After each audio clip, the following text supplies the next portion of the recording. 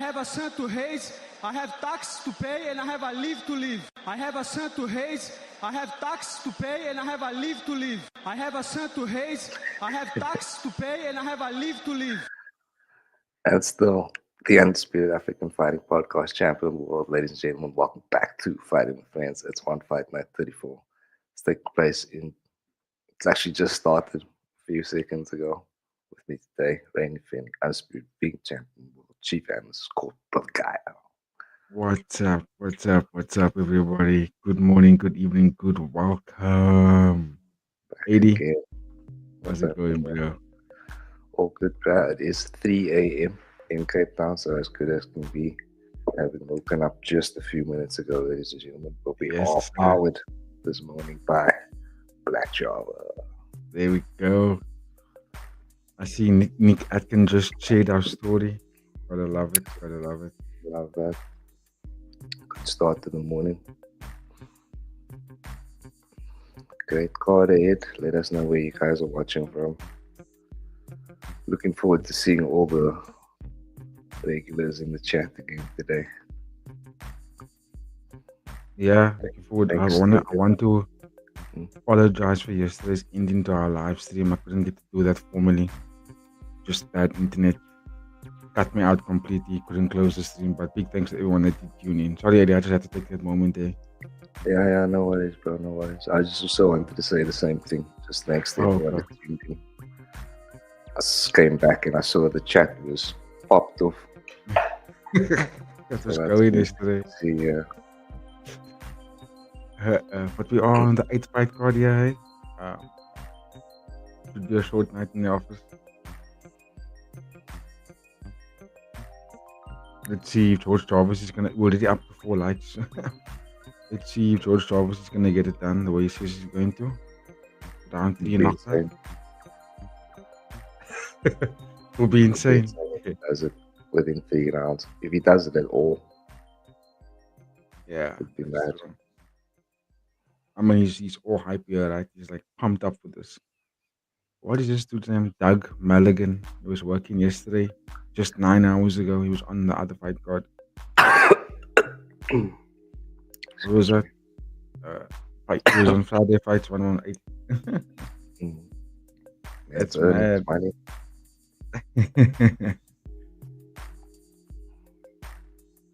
That's true.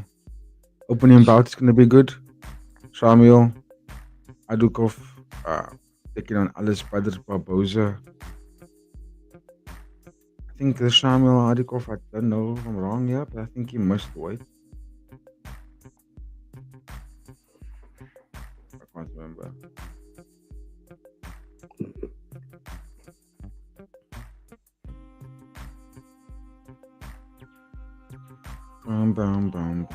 I think he.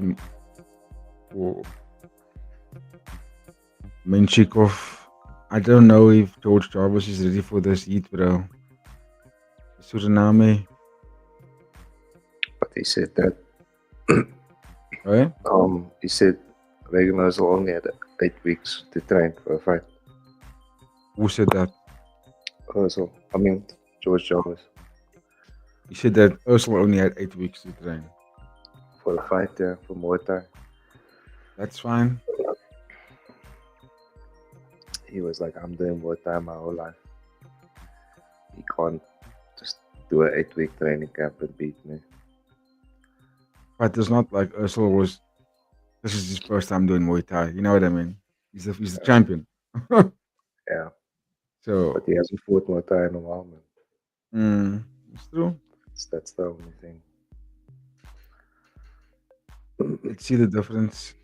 Look at Rungrawee.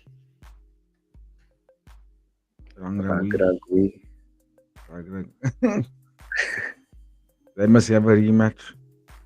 Rungrawee versus George Jarvis.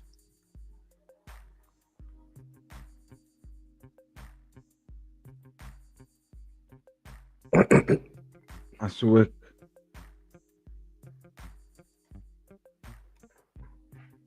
So we have basically lightweight Muay Thai on top of the card to win a shake-up for the division.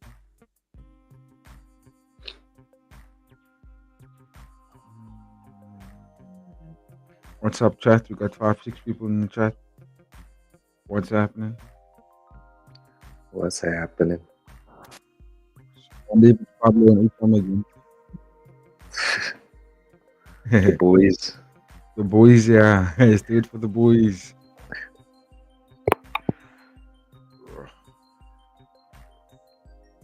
Suakim. Yes, boss. Waiting all year for this.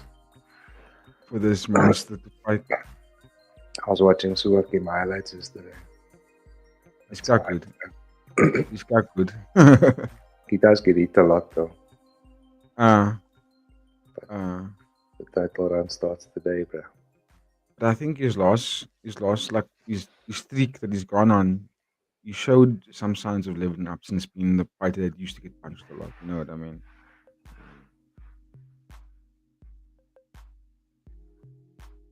Dennis named Demikapu, Otis Wagon, Panrit, and Kamawut, who are names that are, hyped up names. He beat all of them. Mm.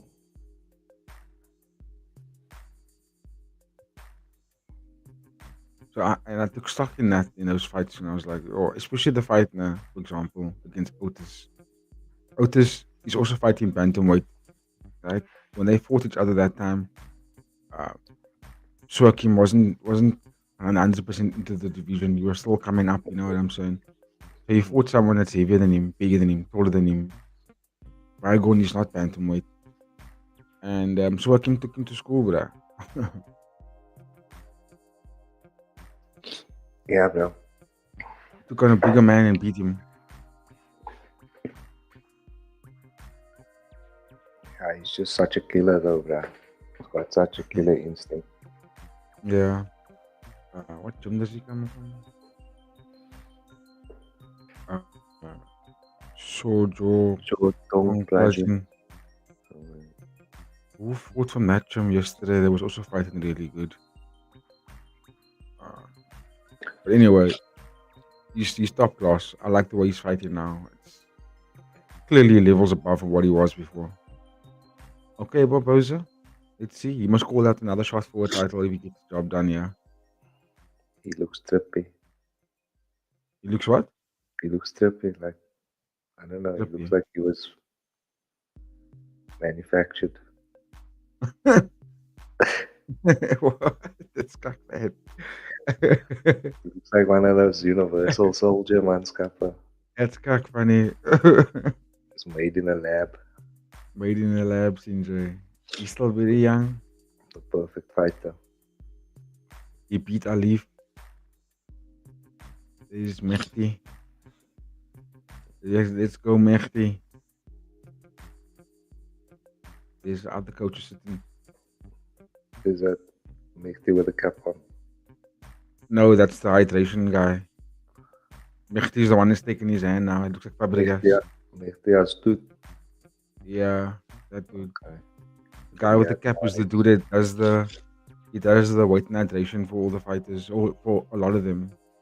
Okay. Nutritionist. He was that dude that was on Nick Atkins' podcast one day when I played the video for you. When he spoke about the hydration tests and how the fighters fail it and why they fail it.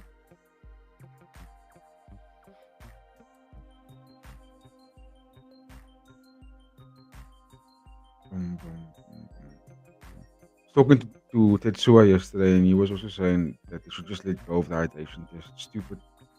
Just cut it completely. Let the oaks cut weight, let they weigh in, let them make weight quiet, then they can rehydrate again afterwards or fight. Away.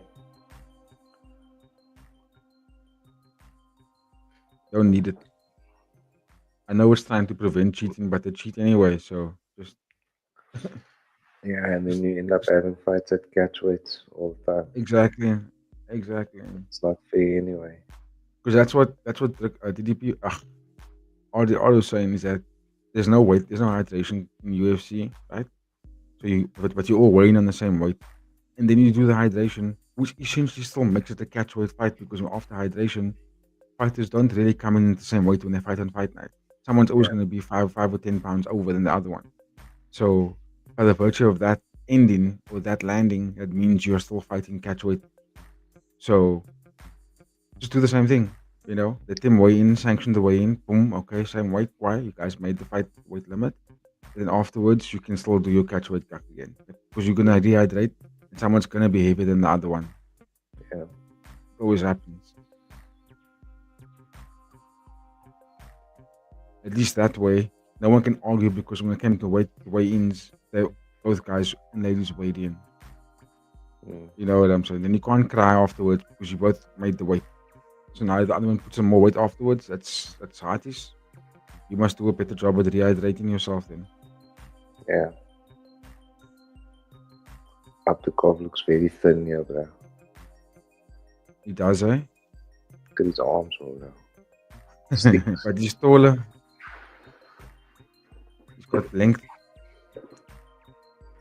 If Barboza loses, bro, then the hype train is done because he came into one championship and after beating Alyshov, he immediately got a title shot. So that was like, everyone was like, whoa. This is why JDB don't get fights. Because they give him Pacatiw all these unnecessary cans for what? You know what I mean? You could have just let them. You could let JDB and Pacatiw have a trilogy. You could let them, because they must fight again to make them. It'll be the second fight. Then surely there'll be a third because they basically equally matched. And they're the best when it comes to the strawweight division. So I would just let them run it down the whole time, because they can go back and forth between Muay Thai and kickboxing. Yeah, I mean, I hope JDB gets a fight soon, bro. Me too. It's wasted talent if they don't give him a shot. You're wasting that man's talent. And if you don't give him Pacatiw, then at least let him defend the kickboxing interim title or something. Or, Yeah. I wouldn't want to waste someone. To do so. Did he? Like, even if he doesn't fight Pacatiw, he's happy to defend the belt against anyone. Yeah, because in my opinion, he's up there with like the elite strikers of the organization. Really. I would let JDB fight as much as possible, especially when he's still in his 20s. 100%. Let's go, Dom La with the slick back hairstyle. Gotta love it. Dom La in the house. You see, right? Thanks so much, Kiss. Olivier Koff. Yeah, he did something. He almost didn't fight because he wasn't hit, but he was down to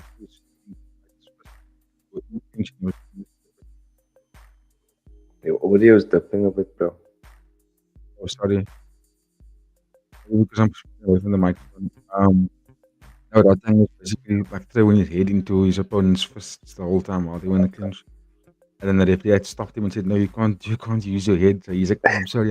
And then he kissed the referee. And then he went back to like, "No."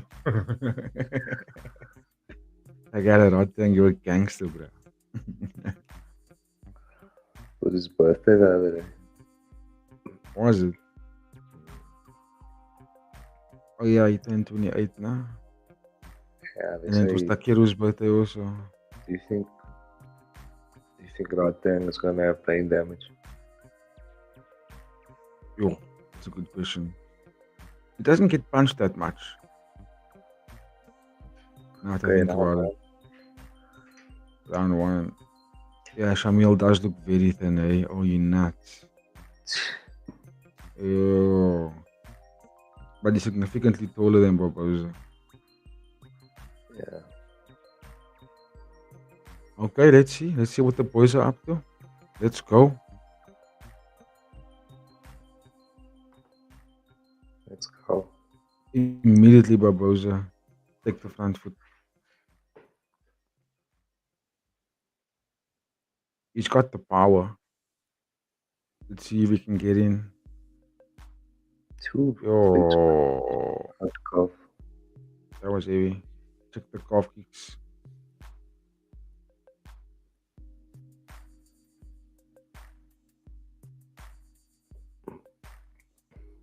Ooh.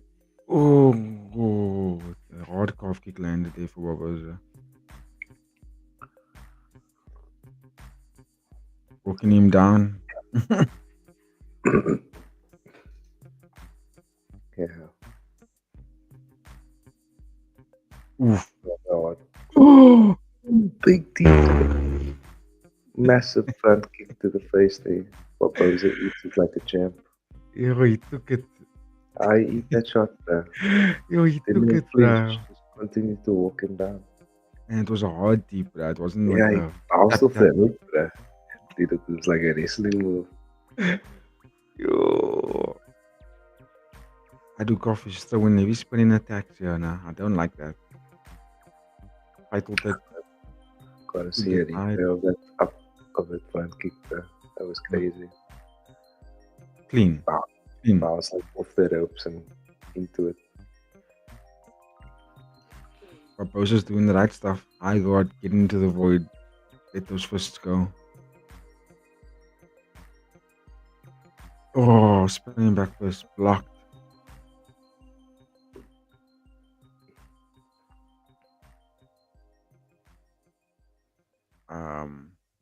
Gotta give the first round to Barbosa at the moment.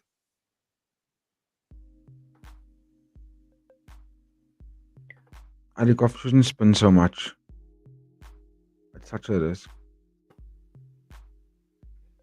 Ooh. You know what I mean? He's got like good leg, good arms. That tip was working for him. He threw it twice. Ooh, dropped him. Dropped him. Knocked down. He's still drunk. Still looking dizzy, is Barbosa.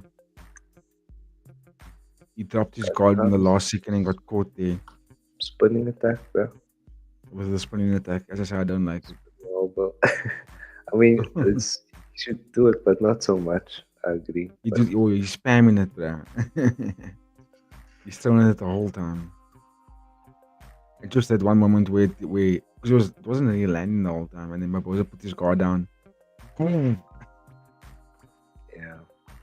He's fighting a little bit hesitant, Barbosa. I think he's battling with that height. Round one, Alyshov. Of course. You have to. He's fighting a good fight. What's up, chat? Got 9 people in the live. Now it's 6, but it's fine. Greetings to all of you. Thank you, God. Jesus Christ. Jesus Christ. Look.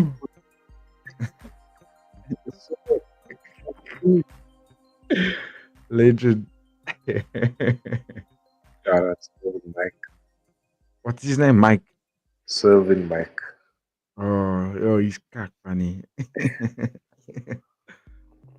But he dance lekker.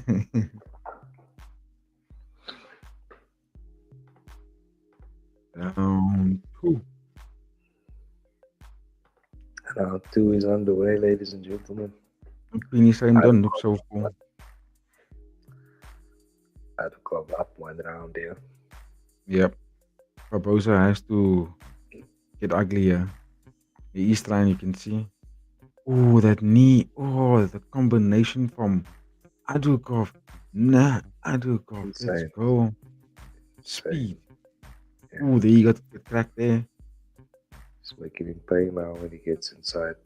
Yeah, I love it. Alyshov looking very dangerous, yeah. Barbosa's doing the right things though.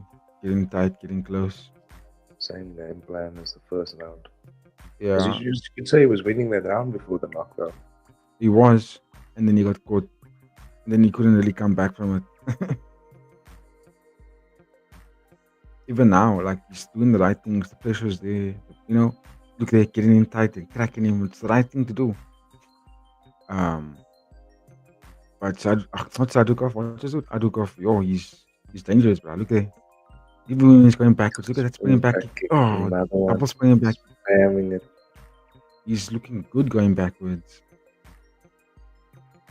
Look there, cut the angle. Now he's in front. Oh, brilliant. Beautiful. Oh, good shot.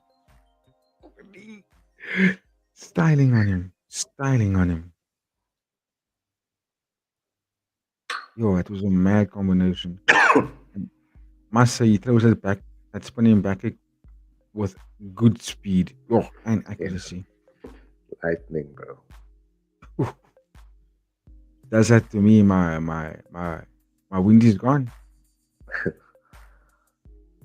I'm out for like 3 days, bro.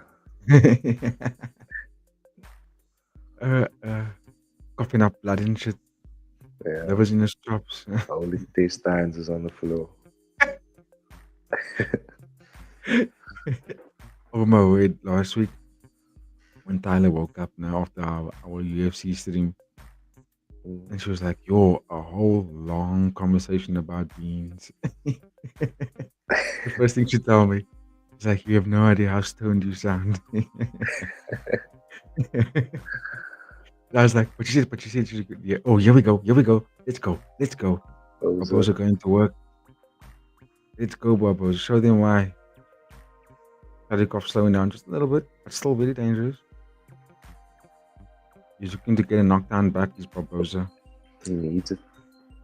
Oh, the round goes by He so needs to quick. finish. Oof.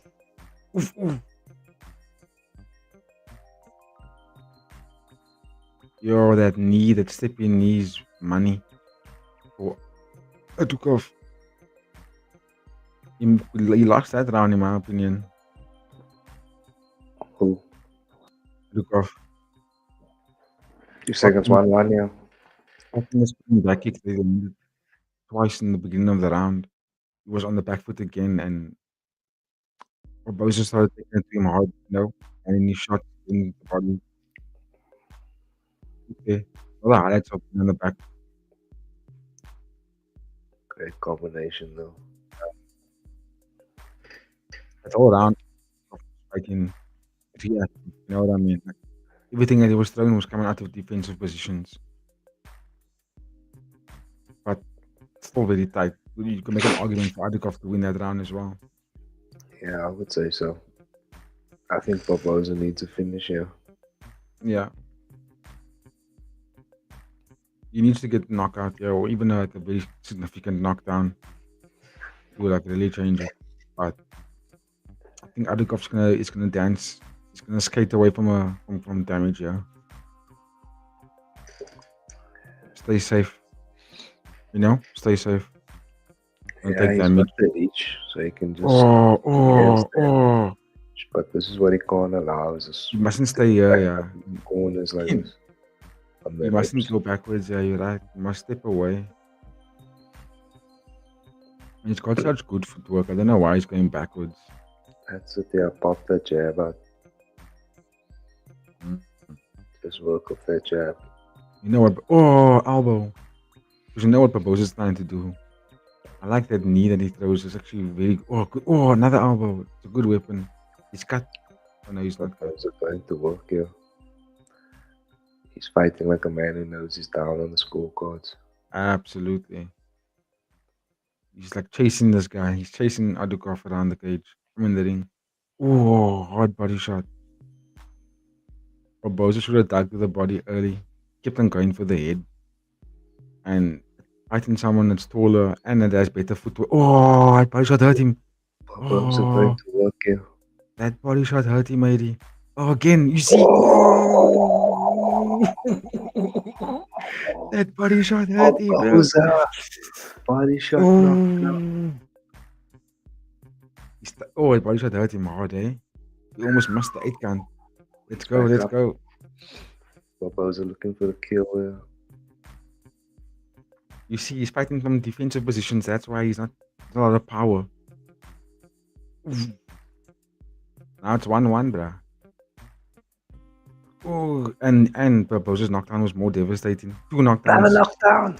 2 knockdowns, Barbosa. Call it ref. Call it ref. Call it. Yeah, done. Barbosa come back. The hype train, yeah. On track. Well done, Barbosa. He fights well. I just think that you need to pull it out of the fire there because Shamil was going at him, but I could notice that Shamil was fighting very back foot heavy, very like attacking out of a defense. He wasn't attacking where he's going forward. Everything was defensive. So yeah, I think Barbosa did a very good job to make the fight come back. He needed to, like you said, he was down. He had to go hard. And boy, did he go hard, bruh. Yeah. And it was a tough fight for him. I mean, Shamil's tall. He's tall. Well done. Barbosa.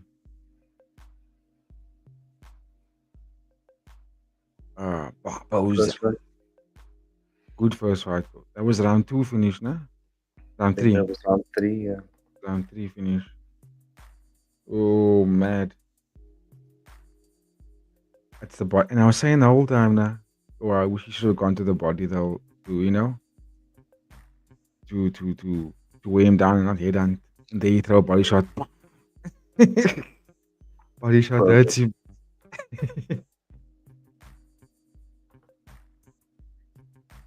And you know what, AD? I would even go as far as to say that the spinning attacks was too much.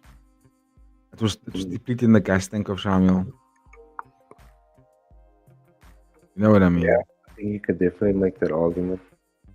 That's why you don't spam it, man. You gotta throw it when necessary, not not the whole time. Because then what happens is it becomes like not necessarily a waste of a weapon, but your opponent can start seeing, okay, you just spamming a move that's very. Oh, we got a comment here.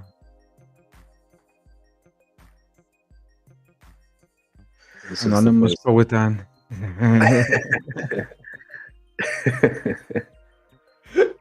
Gotta love the name, bro.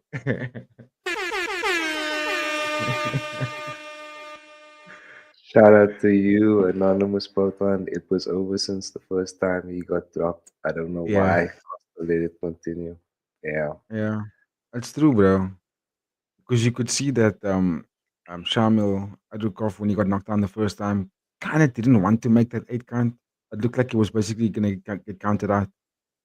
And then he brought himself up. So I agree. I agree with you, Anonymous. Anonymous Proton, bro. Shout out to you. Let us know where you're watching tuning in. What time is it over there? John Cena. John Cena, bro. Gotta love Anonymous Poetan, do you wear pumped up kicks? With the pumps. Pumped up sneakers. Okay, Anonymous. I like what you're saying. I take stock in that comment. Maybe you've got some fight knowledge here. Give us your thoughts on this next one. This is A's favorite fighter in the one championship. Suakim. Ladies and gentlemen. I have to play this now the whole time. Wait, what song is this? I heard on a lot of other channels. Where's it come from? I think it's just a TikTok thing, bro. TikTok thing. Okay. Yo, Suakim, bro. He's so scary. Yeah, bro. Look at him, bro. Oh, my soul. This is it, ladies and gentlemen. You're about to bear witness. Do you think that Suakim is going to make a title run?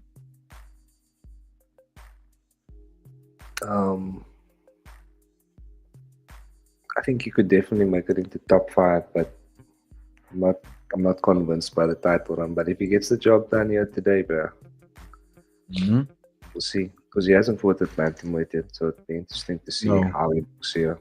And then after this performance, I think we can make a better assumption of what's going to happen in the future. Because the man's only 29, bro.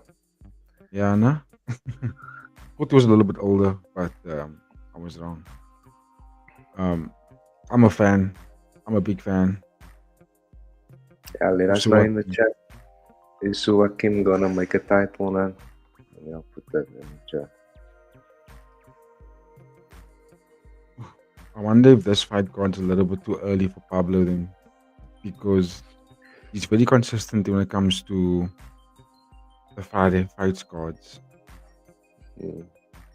Okay, this is also the first fight night card we had in a while since the Rodriguez one. I don't remember seeing Pablo in the Rodriguez fight card. But no, he was. That was the Brazil card was. Brazil card. That was the same Brazil card. That's basically. So we had a whole bunch of Brazilian oaks in the comments, man. Gained a lot of subscribers that day. That was the best. I was like, go check all the subs, bro. Let's go.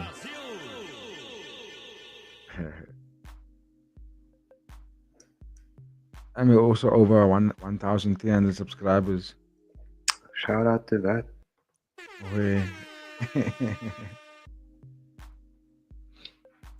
Add the AdSense. Bro. What's KPIs? You can see you've never been a corporate, man. Key performance indicators. Okay, great. I'm learning. I can hear you and see you clearly. Okay, perfect. Suakim. Here we go, ladies and gentlemen.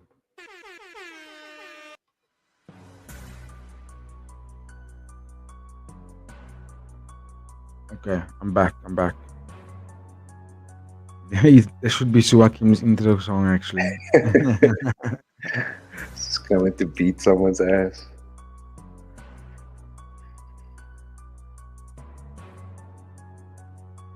Yeah, I'm gonna have to upgrade my internet. Yeah, I can't continue like this.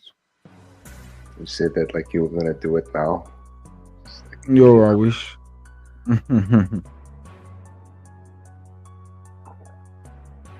Let's go, Suakim. Let's go.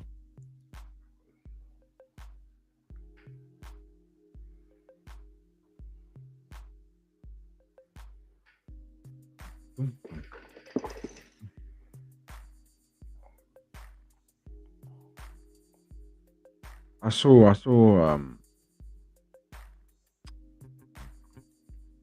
when Suakim was posing for his photos, I was like, oh, the man looks good for bantamweight.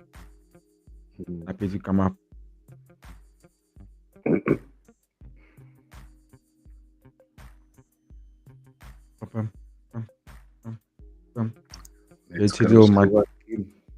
JT's gonna get up for the main event.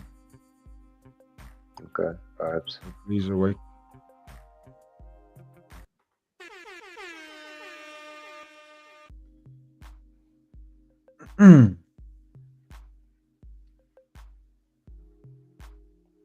Let's go, Suakim. First round KO is here. I just want a good performance. I mean, he's taking on a good fighter. Don't let the Tetsuya also shared our story on Instagram now. Shout out to Tetsuya. Do you want to watch that? Do you want to watch? What was I gonna say now? Damn it, I forgot. I think you were right in saying yesterday we should try and get Tetsuya on as a guest. You said that, bro. Oh. No, you said it would be a good idea. I said fighter interviews. Yeah. Well, I was suggesting him because of like the information he seems to have all the time. Yeah, no, definitely, I agree with you. I think it's a fantastic idea. If he's willing to do it. If he's willing to, yeah. Because I did loosely say it last time, like once when we started talking, and he didn't respond to that. He responded to my second part of my question. I thought, okay, maybe he's purposefully ignoring that because he doesn't want to show his face because he's a member of Nick Atkins' podcast, but never has come on as a guest before. So yeah, he doesn't show his face on any of the social media. You see. Oh, where we getting a bunch of hearts? Maybe he's actually child research, you know. That's how he knows all the inside scoops. Maybe. Conspiracy, ladies and gentlemen.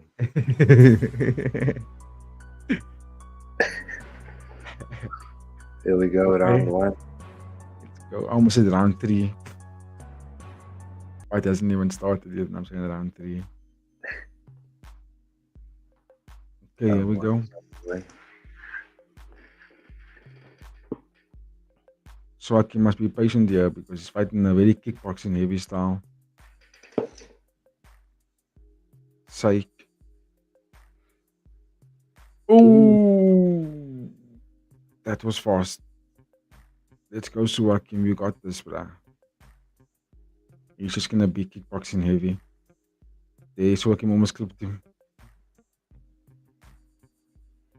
Suakim has hammers for hands, bro. Power.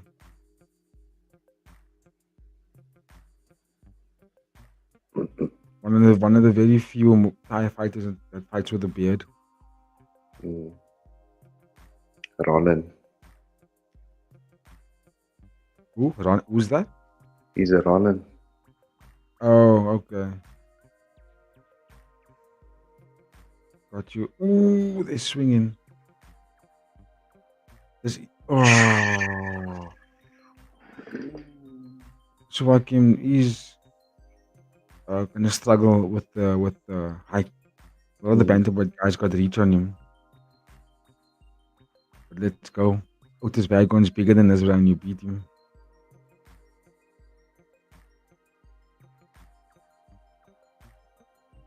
Chris misses with that calf kick. Ooh, stiff jab. Again. Oh, clipped Suakim there. Did you see? Pass 1-2 down the pipe from Saik. But like it looked almost like he had pillow for hands, my bro. Pillow hands. Good spin there by side. Ooh. Suakim hits harder though, you can see. He just needs to find that chin, bro. When Saik comes inside like that, overextended. Yeah, you're right.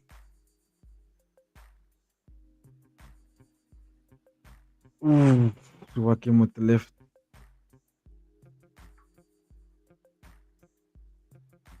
Speed advantage goes to Zafir, but like you say, it just takes one punch. Suakim bleeding out the nose now. Ooh, Suakim catching the kick, easy bleeding. Yeah, from his nose. Oh yeah, I can see. Oof, odd low kick lands with Zafir.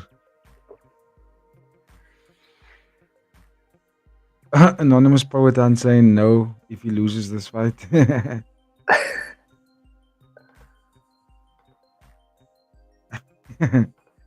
You don't think so? Excuse me. Bless you. Round 1. I'd give it first round to Zafir. Yeah, fair enough. Shout out to you, Anonymous Poetan. I like the consistency. I like the name also, bro. Anonymous Poetan, yeah, it's cool. Where are you watching from, Poetan? Where are you from? Anonymous Poetan. Probably from Brazil. Maybe. Could be anywhere, bro. Yeah. I was gonna say Brazil, but when I saw John Cena on there, I'm like, nah. Yeah, I'm also tripping on. That's definitely not Brazilian. John Cena's big in Brazil. I mean, you never know, bro. People probably wouldn't think John Cena was popular here. Yeah. And then they made a whole song about him, yeah. Did you when we get that song from that lady? I'm gonna look like John Cena. John Cena. Nah. That gum number, man. Okay. Oh, you have money on this fight. I'm gonna laugh my ass off. I have to talk shit so they lock in. You got money on this fight? That's mad. Who's minus 500? Yeah. Probably Suakim. Really? Suakim going to work. Suakim going to work here, ladies and gentlemen. Now he's putting it on him. Let's go, Suakim. Ooh, let's go, Suakim. You can see Zafil slowing down, yeah. Yeah, I was just about to say. Yeah, he took a hard left from Suakim. Ooh, that left hurt him. He's not liking it. Suakim turning it on now. Going into mythical fighter mode. Suakim is going to work. Bro, who's the minus 500 Anonymous? I wonder who's the underdog here.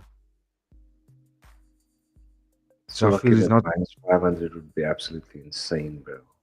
Bruh, this Zafir is not liking the forward pressure coming at him here. He's like thinking, what the fuck is this? He's looking for a break, bro. He's looking for a rest here.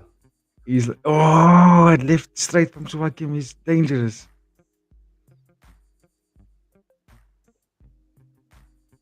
He's not liking it. I wonder why. Because another jab. Sen is also from Turkey, and he also got tired after round 2. Oh, slip. Slipped, yeah. Knee. Yes, knee again. Suakim just throwing those knees. Zafil returns. Oh no, the knee put him down. Oh, the knee put him down. No, it didn't. What happened there? You say it was knee to a grounded opponent. I don't know. He was on the way down from that knee. I wouldn't say so. Yeah. Same. Oof. Whenever they both jab, Suakim comes off best. Oh, another knee. Knee to the head. Psych clinching up here, trying to Yeah, he's save trying to survive. Oh, you see, when they both jab, Yeah, it exactly. hurt. He's like, oh no.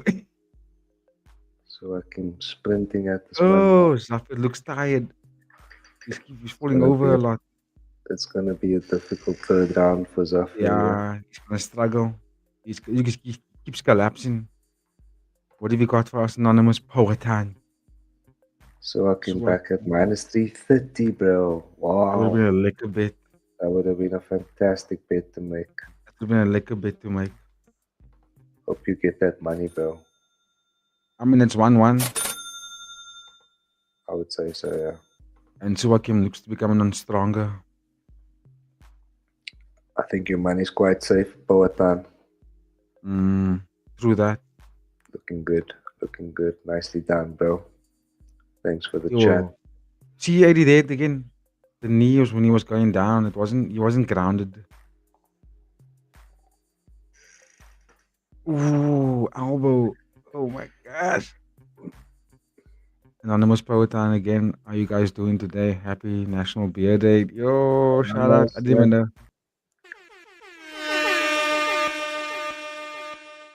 Shout out to you, Anonymous. It's 3 a.m. here, bro, so maybe we'll get into some beers a little bit later, but we're still waking up at the moment. We're doing a bit of coffee at the moment just to wake up, yeah. Oh, Suakim's looking dangerous. What's going on here? I'm sleeping. Oh. Bro, yesterday I forgot to put the timer on a few times. Sucked into a fight, yeah. Oh, the knees. You don't like those knees, bro. You don't like those knees, Suakim. Put this guy away, man. Put this guy away. Oh, Suakim is dangerous. Oh, another knee. Oh, he's hurting. He's hurt. What's anonymous Powhatan? 3 a.m. is a perfect time for a cold beer. It's 7:45 p.m. by me. Where are you watching from, Anonymous? Let us know, bro. 7 p.m. It's probably the US. You in Asia? I think so. Maybe. 8 hours. Nah, I would say that's more like America, bro. Yeah, you're right. Let's see. Oh, Colorado. There we go. Let's go. Colorado in the chat. What's up? We've got a place called Colorado Park here in South Africa. Love the name. Suakim. Suakim. Oh, my word. Put this guy away, bro. He's not on your level. He's just going to work on the homie. Oh, he's like a... Oh, my word. He's like a zombie. Yeah. His eyes busted up there.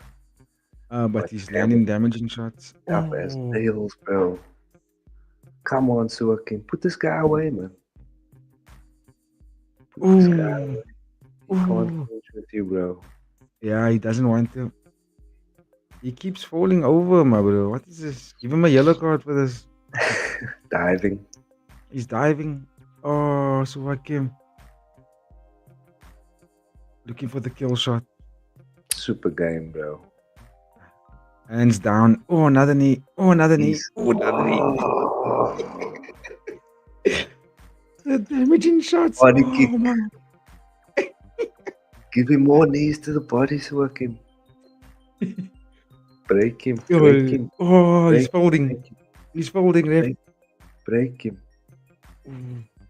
The fans are going nuts in the stadium. I can hear the crowd going crazy. They're losing their shit. Hang on. Anonymous Powetan, so you obviously, this fight card's on Prime Video. Yeah, makes sense. So Break him. it's prime time for the US fans. Yo, Suakim's eyes shut closed, but I think he won that fight 2-1. I think he's done enough here. Great performance against a game opponent. Super game. Sure. But speaking about that 3 a.m. beer though, like AD say, we'll get involved perhaps a little bit later. Still gotta get some sleep first. Yeah, gotta sleep first. Pardon me. Yo, Suakim, my bro. What a fight. What a fight. Walk through fire there, bro. Yo, what a fight. Bang! Cover those knees. Yeah, that knees changed the game for him. Oh. Yo, Zafir was just like trying to survive that 2 rounds. He's like, oh boy. Oh no. So what are you saying about that title run, bro? I'm sure you made cash. He's just very eatable. He's very eatable, yeah. No, you're right. It's his style, man. Yeah, that's my only. I love it, bro. I love to see it, but it's the only thing that makes me apprehensive. Yes. I mean, imagine him going up against Kulab Dam, for example. That's got a lot more power than Zafir. And yeah, put your lights out, bro. Put your lights out. Unanimous decision. Suakim. Let's fucking go. There we go. Let's fucking go, guys. I want to know where Suakim gets the power from, bro.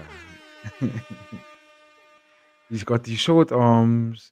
He pops out the jab, and then the fighters are like, "What the fuck? What just touched me?" Nice photo. Nice photo. Thanks to Hakim saying, thank you, bro. Thank you. Thank you, bro.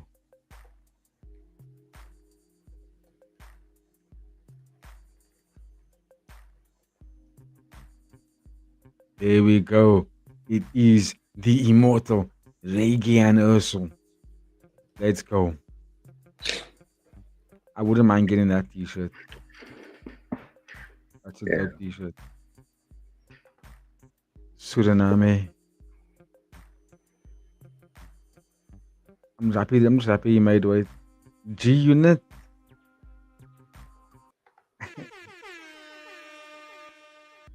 G-Unit in the building. He looks like he's a gangster from the UK, bruh. Birmingham. Leon Edwards and him. Yeah, he's got that buzz. Even his haircut looks very naughty. Chill with the mandem. With the mandem, yeah. I hope you made some good cash there, Anonymous. Forward down. Have you got any parlays for this fight card? Yesterday, Pablo had a parlay. It was very close. He had one fight on the 5 pick that he had. That just didn't make it. And I remember I said, don't bet on Suksa. You go bet on Suksa would lose. Rookie. Rookie I was mistakes. like, I wouldn't make that bet, bruh.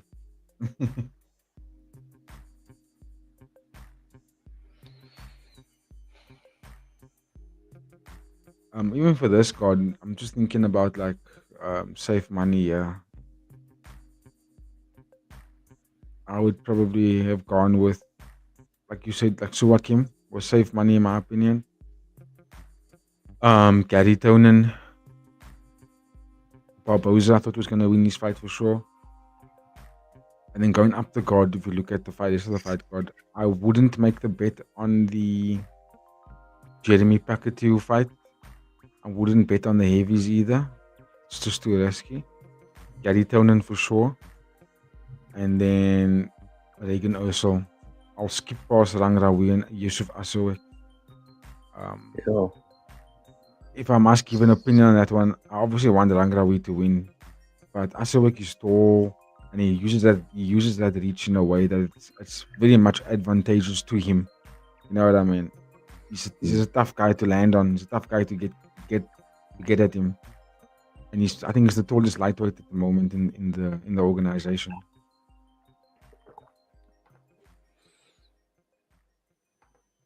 Maybe Regian Eersel matches him in terms of height, but yeah, I think he might get Rungrawee. He might beat Rungrawee by decision.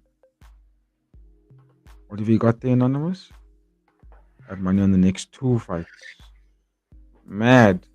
Maji's taking risks here.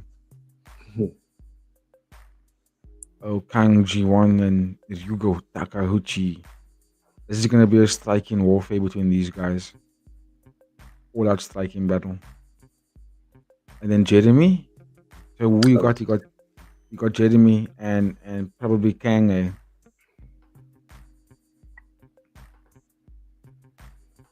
That's safe money. I think it's a safe bet between those 2 fights. The thing is, Albeck is a very unknown fighter to me, so I don't know what he's bringing in terms of like weapons. But Jeremy is good.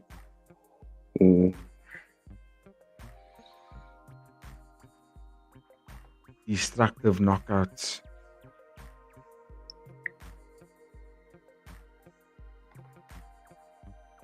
Who was it? I watched an interview of Garry Tonon and they asked him what does he think about Tai Rutolo taking on Adrian Lee in his debut fight for MMA. And he was saying he doesn't understand why they're putting them up against each other so early. Because they're both young, they're both only 21. Yeah. And Adrian Lee is he's on a streak, but he's still very much new. He's still growing in the sport, you know.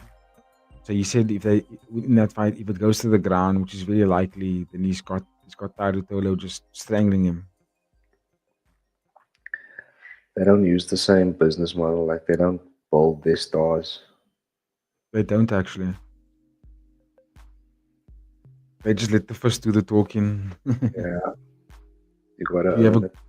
You must earn it. Yeah, if you fight good, then we're gonna give you a shot. But if you don't fight good, you're just gonna have to keep fighting, I guess. Yeah. Oof, Malikan. Oh, oy. He's not the tallest heavyweight, hey. He's a big guy though, but he's not the tallest of heavyweights.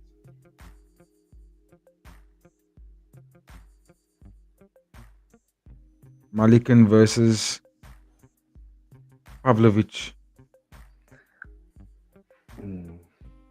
I don't know, bro.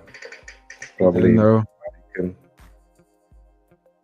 Pavlovich is very one-dimensional, but he's a lot bigger. He's a lot bigger, yeah. Yeah.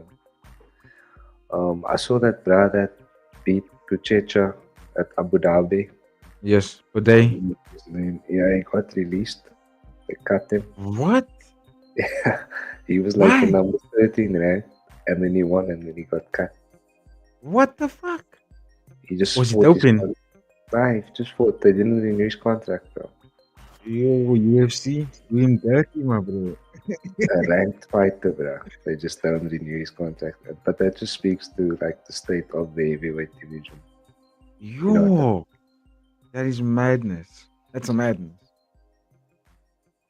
Mad. Not gonna lie, that is very, very mad. You're right. It does speak volumes in terms of what that division is about, eh? If that's what they're doing. Shitballs.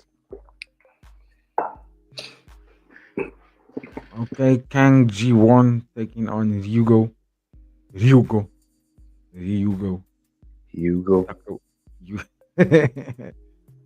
I think that's how you say it, sir.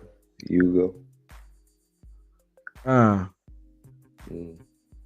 Hugo. Let's see. I expect these guys to just stand and bang, bruh. The one who gets rocked first is the one who's gonna shoot. Look at this guy. He doesn't look like a heavyweight, right? He looks light heavyweight. It does look lighter. Not gonna lie. 22 years old. I forgot what he weighed in at actually. I can't remember. I think it was somewhere around 240. 230. I know Kang weighed in at 240. Grishenko weighed in at 255. Tynan, I don't know if he also came in at 255.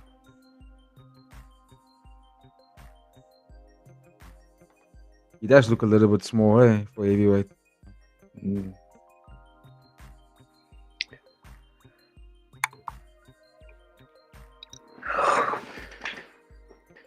Keys to victory: KO, power, takedown, ground and pound.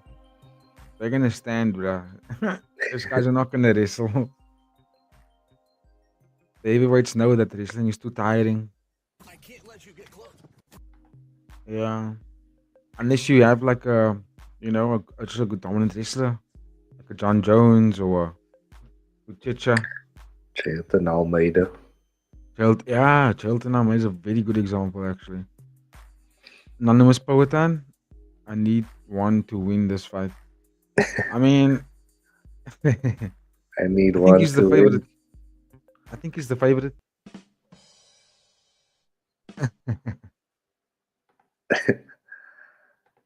Nice one, Powhatan. I think one is the favorite in this fight. 80.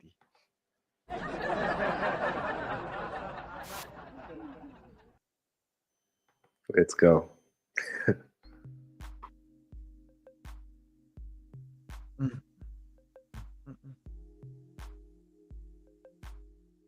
And correct me if I'm wrong here, but I think one's also the better striker. They're both very good, but I think one has got the slicker boxing, good footwork for someone that's big. Very good footwork, actually. Site are you using? Anonymous, which site are you using to bet with? I've also got Kang. I also got one. Kang G1 has got the better striking. That's why I went with him.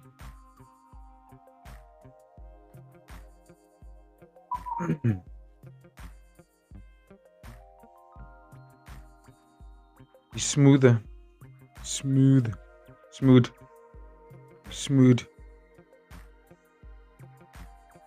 To bet, I use Bet365 and or draw. Oh, we can't use DraftKings here. I think we can use Bet365. Yeah. Or is that UK only? No, it can't be UK only. This guy's from Colorado. Pretty sure we can use Bet365, yeah. Just check that out. Because, let me just check quickly. Because CSGO is like crypto, bro. Crypto Yeah. crypto gambling. Bet365. It's a lot of red tape. Yeah. Bet365. Okay. We got access to it. Yeah, it works. Let's go. Let's go spend some. Let's make some bets. Thanks for that, Anonymous Powhatan. Appreciate that, bro. Been making some bets on the next live stream. Tune in. For sure. Because then we can maybe start doing our parlay episodes again for maybe even do one one championship parlay. Yeah. Do one championship parlay. Get some funds to get the paid version of StreamYard. Oh, we need to, To get hours up.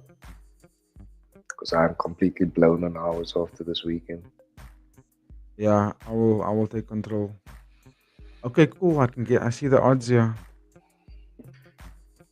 G1 Kang is 1.26 and Ryugo Takeuchi is 3.80.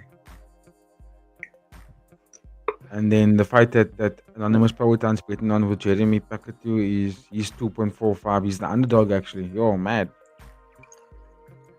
You see, Eddie, remember when I said in the preview, there's obviously a reason why they put in Albeck up against Jeremy. They obviously see something in him. Yeah, for sure. Anonymous says he personally prefers Bet365. I mean, I'm bookmarking it right now, bro. There you go. I'm gonna use Bet365. Let's go, Kang. Southpaw versus Orthodox. Here we go, round one.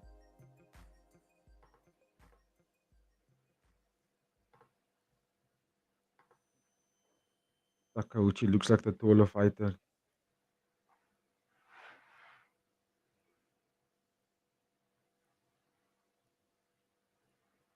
Let's see who shoots first.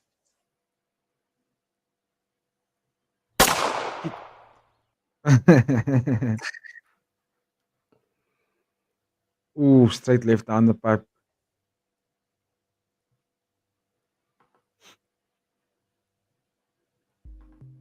Superman punch. Oh, swing. What did I tell you guys? They're just gonna stand and bang, bruh. It might all just be boxes. Oh, Kang G1 is rocked and he's KO'd. TKO. Why? What happened there? Back of the head. Back of the head. Yo, back of the head. Insane. The referee saved him there. Olivier Cost forgot that this is an MMA fight, not a kickboxing fight. Shit, back of the head strike here, ladies and gentlemen. There was a few back of the head shots. Bang, bang, boom, bang, bang, boom, bang. See there? Ooh.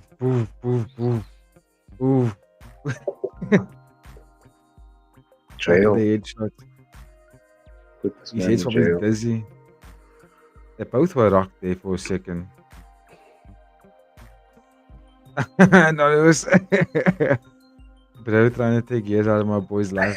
My man, they want to give him CTE here and say, listen, get out of here. I have a son to raise, I have tax to pay, and I have a live to live. Yo, headshots for real, no? It wasn't even like trying to go for the ear or nothing. He was just headshot. Bang. Blatant, yeah. Okay, now, well done, Olivier. Good refereeing there. You could have easily let that go and it would have been the end of the fight. You gotta give props to the ref there, for sure. Yeah, yo.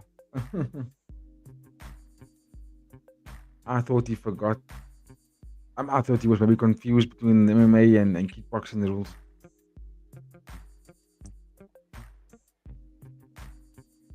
Is he gonna get the point taken off now? I doubt it. For me, it was very deliberate. No point deduction.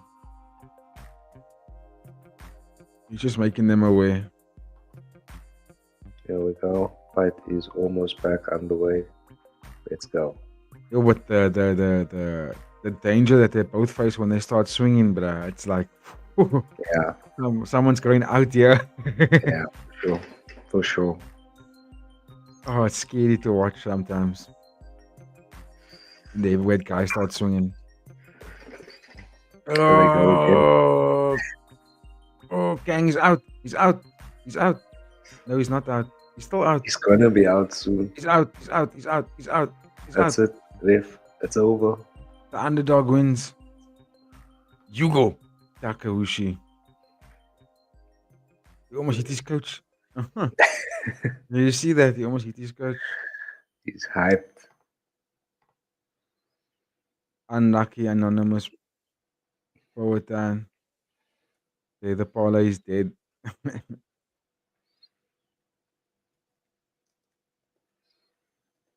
Hopefully Jeremy gets it done in the next fight.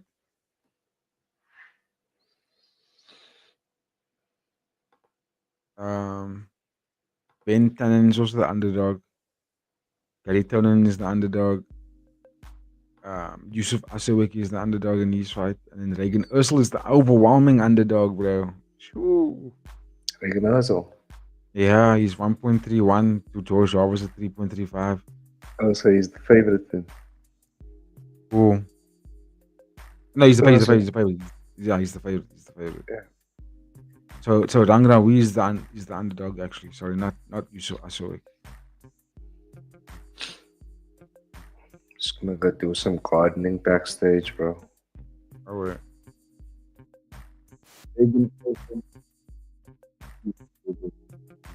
Oh, that's like went out and bang, and they're gonna go. They're just gonna go out. What have we got here, Poetan? Well, this plus money. I have Rungrawee. He's what is his name now? He kicks on him. He's tall. He's got good lateral movement as well, so it's hard to track down. I hope that Rungrawee gets him, but it's gonna be a puzzle for sure. They're gonna give a bonus to Takeuchi. Give us a parlay for the rest of the card, BG. Okay. Let's go. For the next fight between Jeremy Pacatiw and Albek Alyshov. Again, I don't like to bet on fights when I don't know anything about the debut guy. So I'm actually gonna give that one a skip. For the fight between Tynan and Grishenko, I'm gonna go Grishenko. I think he's more skillful striker. Tynan isn't really. He's not that high level. He just smashes you, and he just came back from a 12-month suspension for doping. So I can't trust guys who are doping consistently like Tynan. So Grishenko's will get the job done there. Probably deep kick him and then get him knocked out. And then Garry Tonon to win either first or second round sub. Garry Tonon. Then for the co-main event, my logical brain is telling me that Youssef Assouik is gonna get the job done there, but Rungrawee is hardcore, bro. So that one's a bit tight. But I'm gonna go Youssef Assouik. I think it's a pick'em, but I'm gonna go Youssef Assouik. And then in the main event, I have to go with Regian, Eersel, the Immortal. It's difficult to bet against the guy. I've watched a lot of his fights, and just when I think he's gonna get beaten, he doesn't. So I'm gonna go Regian Eersel. I think he's too skillful. He's tall. He's got good reach. He's got better reach than George Jarvis, and I think he matches George Jarvis in terms of power. I don't think George Jarvis is actually that much stronger than him. I think they're quite equivalent when it comes to the power strike. So Regian Eersel.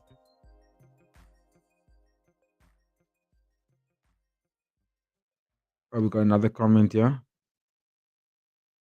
Alyshov and Gasanov. I don't know, hey. Maybe Alyshov against Jeremy, yeah. I mean, he's the favorite. Maybe One Championship knows something we don't there.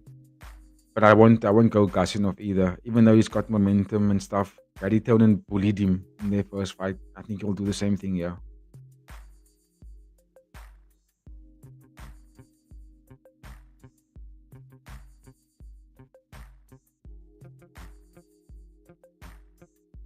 They can fight. Alyshov, the remainder of the fight card.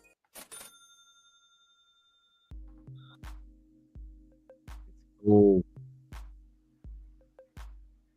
Rungrawee. Can I kick it? Granny's t-shirt.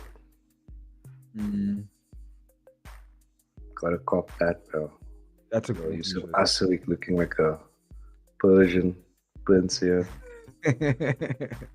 Xerxes manner. I think I'm gonna watch that movie now today. You giving me the gears to watch it. 300, bro. Iconic. Albek Alyshov. I think go with that one, Anonymous Poetan. It's not often you bet against Jeremy, but I think Albek might be safe money, yeah. He's obviously got something. He's obviously got something because when I saw the matchup the first time and I looked at it and I was like, oh, who's this dude? And why is he fighting top 5 contender in his debut fight? You know what I mean? So obviously he comes with a lot of not baggage, what's the word? Experience, reputation, yeah. Let me just check out his topology quickly. Nobody knows, nobody give a Brazil don't care about sports. Brazil don't care about sports.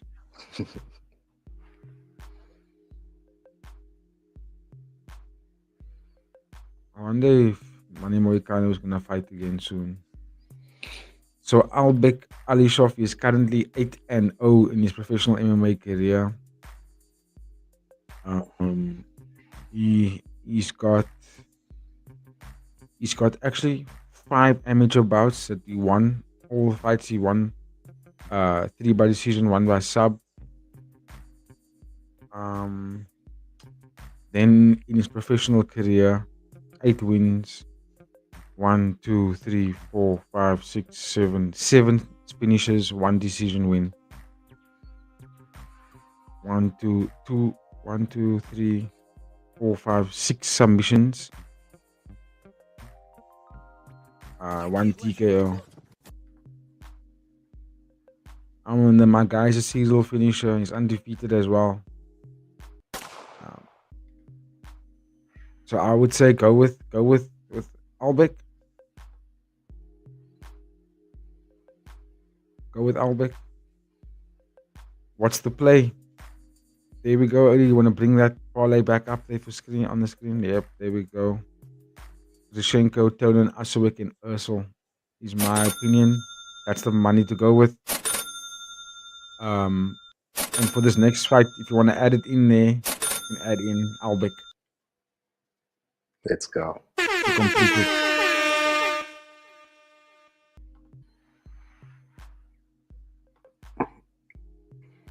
If you want to put together a good parlay, I think that's a good one. For combined odds there. Okay. Combined 7. Yeah, that's exactly. Let me just do the math here quickly. 4. That's 5. 7.2. No. 5. Can't you just pick in and then we'll show you on the website? I'll try. I don't have an account, but let's go. Yeah, you need to sign in first. But I'm doing the calculation here. It's 1.66. So it'll be 8. Total odds of 8. Okay, that's not bad. That's actually very good. Picking any underdogs? Yeah, the underdogs that I'm picking is Grishenko is the underdog, and Garry Tonon. Those are 2 underdogs. Which is mad to hear, actually. I don't know why Grishenko is the underdog when he's been fighting, and Ben Tynan hasn't fought for 12 months. Not Ben Tynan. What the fuck is his name again? Hulk Hogan. Yeah, Ben. He hasn't fought for 12 months. My guy's been juicing. And then also Nick Atkin asks him also in the interview, so 12 months, been suspended for 12 months due to doping. How's it been since being back? Ben goes, what do you mean doping? Who's been doping? I'm like, look at this, bro. It's like a joke.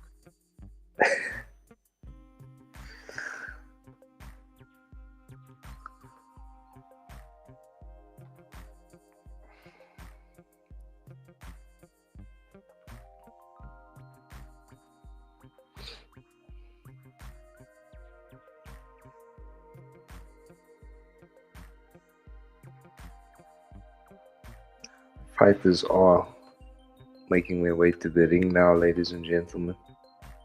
Yeah. Anonymous has got us in there. Yeah, I actually feel very confident for those 2 Anonymous Powhatan. I really do think that Grishenko and Tonon's gonna get the job done. Yeah. Shamil Gasanov didn't look good. I mean, he beat Martin Nguyen in his last fight, right? But like 80 said in our preview, in that 3rd round, Shamil Gasanov was begging for his life, bro. He was trying to get out of there. He was tired. He was getting cracked. He didn't want to fight anymore. You could see. Ross and BG. I'll send a feel on that. Give thanks, Anonymous. Just make it a super chat. Much love, bro. Let's go. I have a son to raise, I have tax to pay, and I have a live to live. I have a son to raise.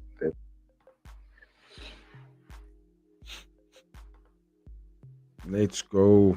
This fight, something is leading me towards Alyshov. Maybe it's Much love to you guys. We know we get a lot of viewership from the Philippines, so let's get the Filipinos and Filipinas in the chat for the Pacatiw fight. Let's go.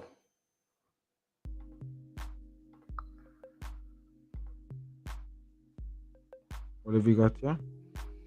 Would you guys parlay the underdogs or send them as a straight? I mean, obviously going straight will be safer, right? But I think go parlay, bro. This is I don't know how Ben Tannen's gonna win. He's not as skillful as Grishenko. He's just a slugfest kind of dude, like a bear. He fights like a bear. And then Garry Tonon is just elite grappling, like the highest order. So I think go parlay. Let's go parlay. Yeah. Go big or go home, bro. Go big or go home.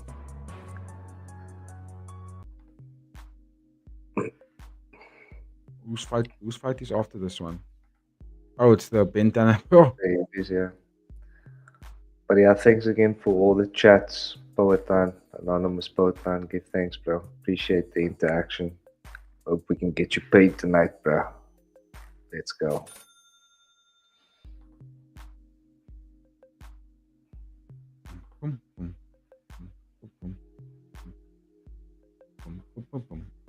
Unless the one championship is bringing Tannen back to reignite the US crack at the market.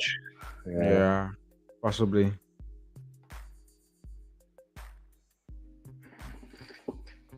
Look, there 7 finishes for Albeck, Alyshov.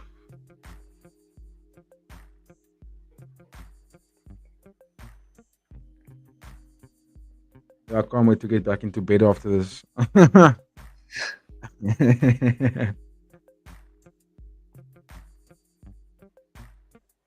Jeremy looks taller. Anonymous Poetan's got another comment. Bet I'll do that. I don't know any fighters in this card. Don't lie.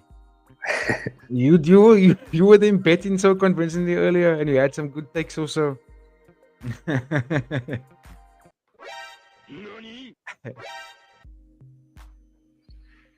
Here we go. Round 1 is about to get I don't know if started. I can believe you, Anonymous Poetan. You sound like you know these fighters, bro.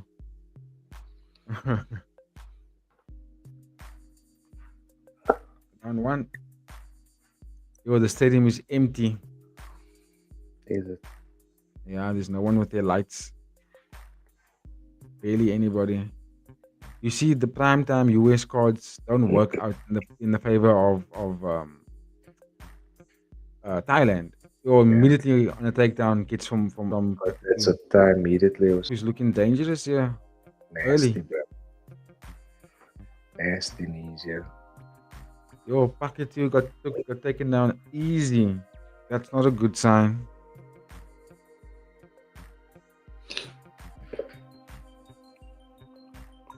Easy. I'm gonna close that. Going for the DOS choke here. Guillotine choke. Yo! I didn't know he was gonna be this aggressive. Still got that zip tie on him. Okay. Good defense, good defense.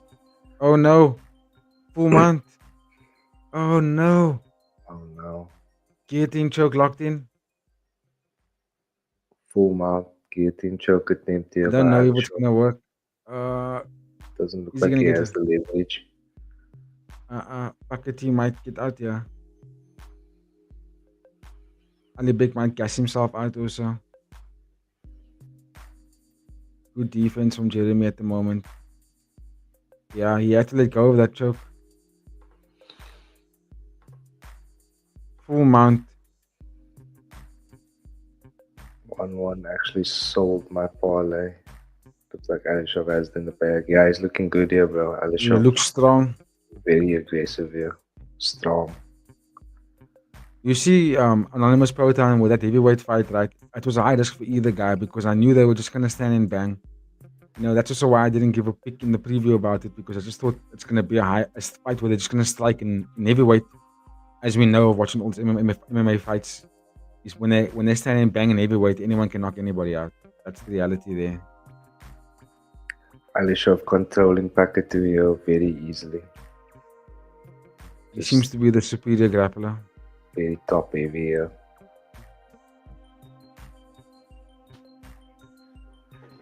Yo, he's aggressive also.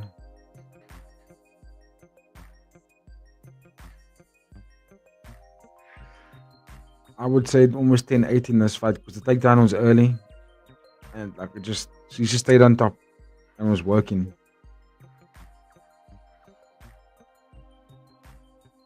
Yeah. Let's see what happens in round 2 and 3, Anonymous Proton. I mean, if he stays on the ground here, then yeah, 10-8. If it goes later, we've seen these Russian fighters get tired. But I like his top control. It's very, very aggressive. This is number one bullshit.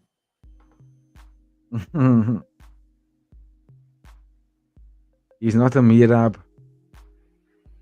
There's no Mirab here.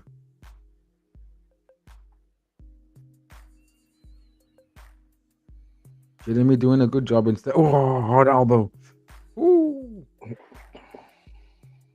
I was just going to say Jeremy's doing a good job at being defensive, yeah. Gets caught with an elbow.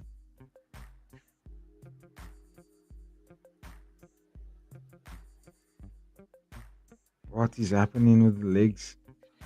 Oh, going for the back control. No. Oh, beating up on him.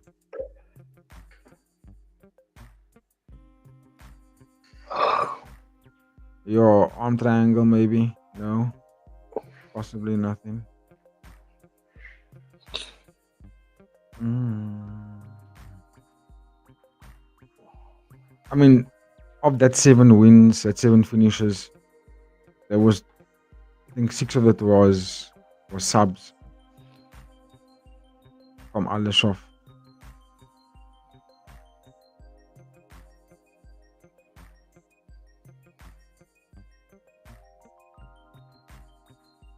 Let's see. That's I would say 10-8 for that first round just because of how early the takedown was. Dominant position, had a submission attempt, landed hard elbows, good strikes. Didn't get reversed. Ooh, knee to the face. Oof. Dominant first round. But Jeremy looks healthy still. He doesn't look tired at all. I just worry about the stamina, man, of the Russian fighters. That's all. I get worried about that. There you see Anonymous 10-8. You agree with me? Yeah. It was Agreed. I would dominant first round, but I think tiring first round for Albert. Tiring first round for him.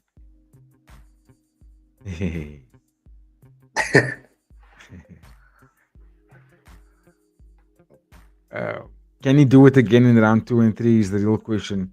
Jeremy looks fresh. He don't look tired at all.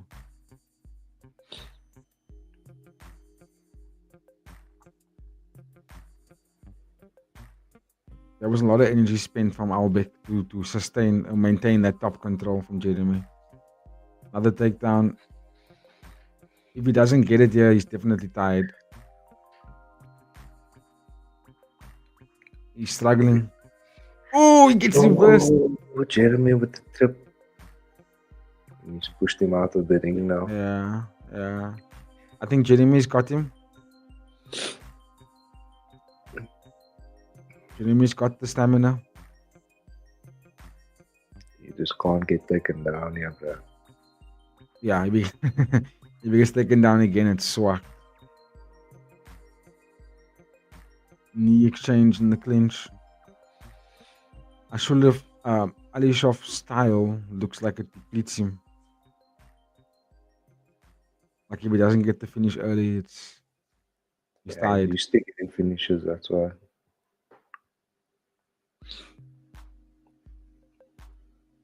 which is why a lot of people are saying they want to see Tom Aspinall go past. Look what just happened. Arm triangle. Oh no. Oh, Jeremy.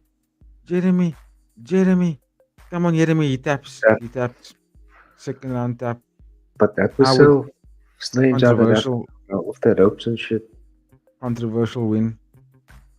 Wow, big Alyshov. Very controversial.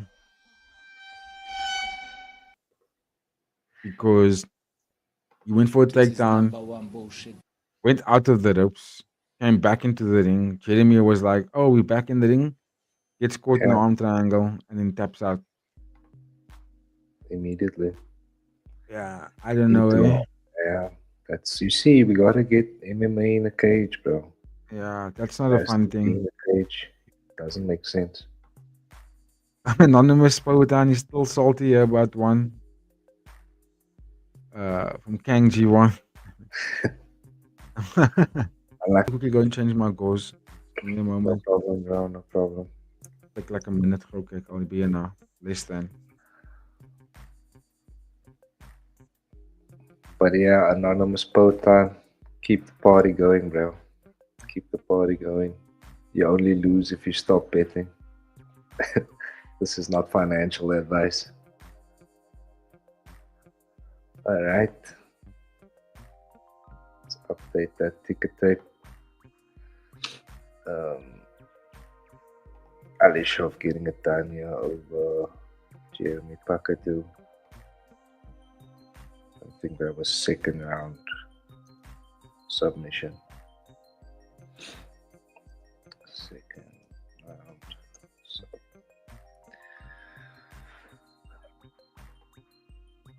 Here we go.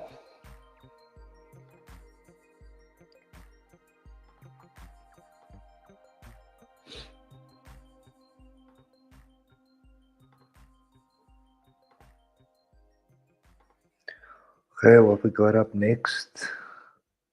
The heavies. Tynan versus Kirill Grishenko coming up next, ladies and gentlemen. Some heavyweight MMA.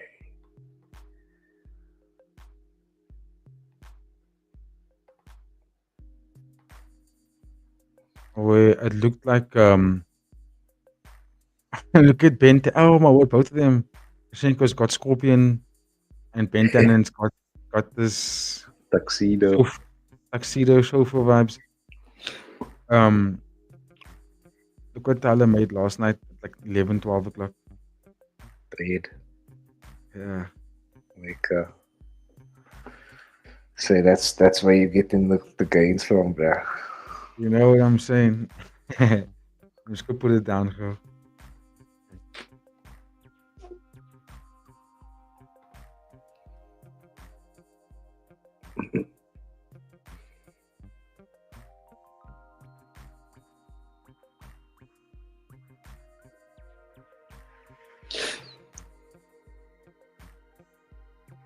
The heavyweights coming up next. Let us know who you're picking here. Just a reminder of BG's parlay picks. The parlay starts now. Anonymous Podan saying you want to see one flatlined. You want to see the man dead. I mean, he was kind of flatlined in that fight.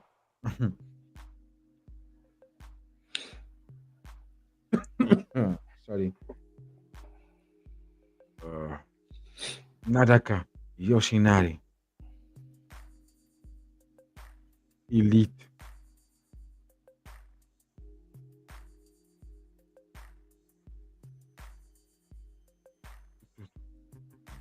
Takeuchi.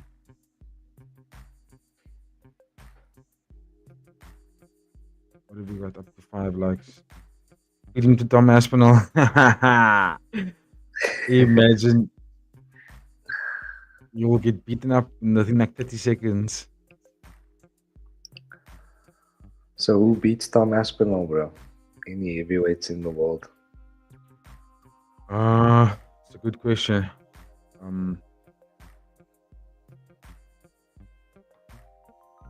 Who's he fighting next? Cyril Gane. unless he starches him early. How do you say takedown defense in I think John Jones would have given him a tough fight, but I just don't see any heavyweights at the moment. Mm. You know, but I say that, but we have to get Ben Tannen. Tom Aspinall with DD. I mean, you see, all the opponents that Tom Aspinall has fought in the UFC aren't on the same level as John Jones. Your audio's dipping again, BG. Oh, sorry. Sorry. Can you hear me now? Yep, loud and clear, bro.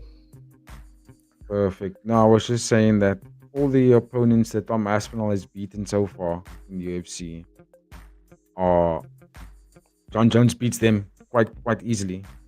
You know? So that's my only thing is I don't think Tom Aspinall has fought opponents that's got the blueprint style that John Jones has. Yeah. You know, so that's always a big risk. In my opinion. Because like I said, what Tom is doing is amazing. All this first round KOs and whatever. Right? But how long does that last? You know what I mean? Until you come up against someone that matches you. Then what? Now you're forced to fight for 5 rounds. You never know, bro. Tom could have that dog in him. It's yet to be seen. You know what I mean? Yeah. He could just be like super game. Even comes down to it. I think he is. And I think he's got that dog in him, actually. But it needs to be pulled out, man. We need to see it for us to believe it. Someone needs to fight him hard so that he can bring that side of him out. You know, in between fights, he goes Super Saiyan 3. Hopefully, Cyril Gahn's that guy. Possibly. People forget, man. Before the John Jones loss, Grishenko with his scorpion mask and outfit, you gotta love it, bro. Get over here. Before the John Jones loss, people were talking about Cyril Gahn as a legitimate contender, bro. Exact. I mean, he was the champion at the time. Revolutionary. Yeah. Moves like a middleweight. Yeah. A heavyweight. But the heavyweight, dude. Let's go. Anonymous Poetan. Grishenko's gonna get it done. Let's go. Take me home, Grishenko. We're gonna see a fatality here. My dude's got the scorpion outfit on. Fatality.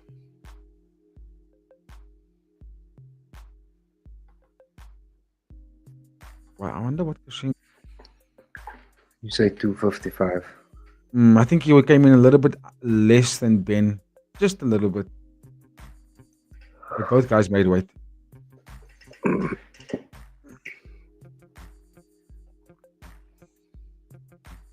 Even the cut man is Kakto.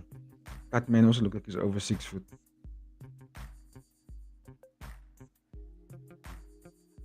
One day they must do an event where we have a cut man tournament where they fight each other. And the referees. Who will be the best referee of all time? Get commentators and big announcers. Yeah. Bruce Buffer versus Tom Lau. Oh my word. I don't know if Bruce Buffer can even lift his leg, bro. My guy don't jump anymore. But Tom Lau is also a giant. He's not a small guy. Let us know in the chat who you guys got.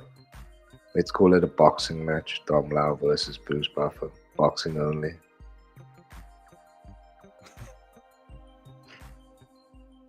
Dana White versus Chowdhury. MMA fight. I mean, you never know, bro. Dana White bully. Yeah. I mean, Chowdhury did make a post on his Facebook account saying that Evolve MMA is opening up a new gym in Bangkok and he's inviting people to come and roll with him.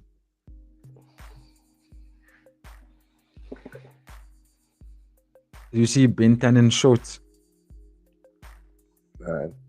Okay.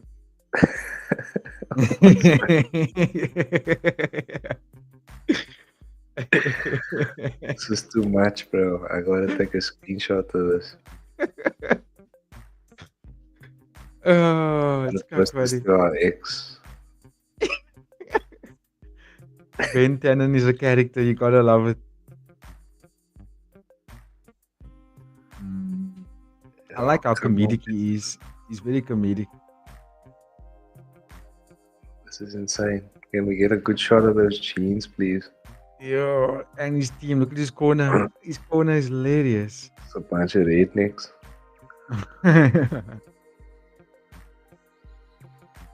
Let's get a photo of those. Let's get a shot of those jeans, bro. Yeah, they have to go wide. Yeah, they're gonna give you a shot now. And they announce him. Let's go, Kirill. Grishenko. Let's get paid tonight. Just like Olivier Cost. My guy's getting paid in all these fights. And yesterday.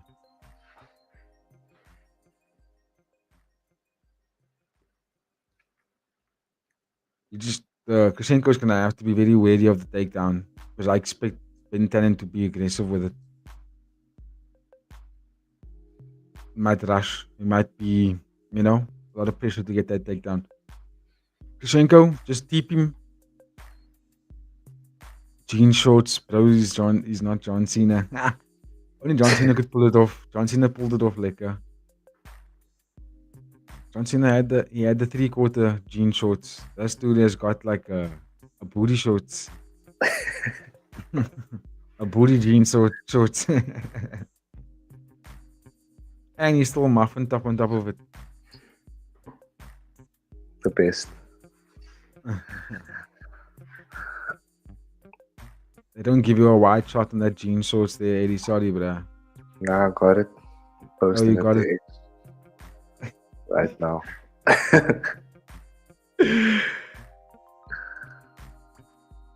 What did Ben Tannen says in his interview? I'm gonna go in there, stomp on him, get the title shot, stomp on him, become the champion, and take the one championship to the US. Love it.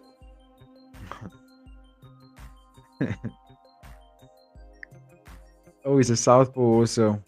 Oh, okay, so the body kick can be blasted here.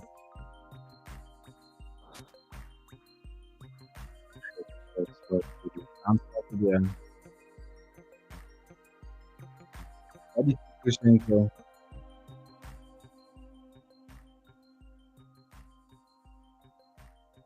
Oh no, not like that. Just body kick him. There's the first wrestling exchange. You know what Ben Tannen wants to do? He wants to hit the ground.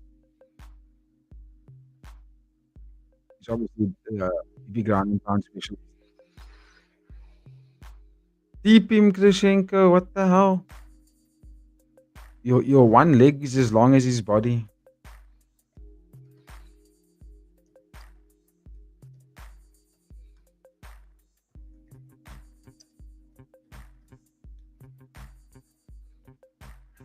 Body kick.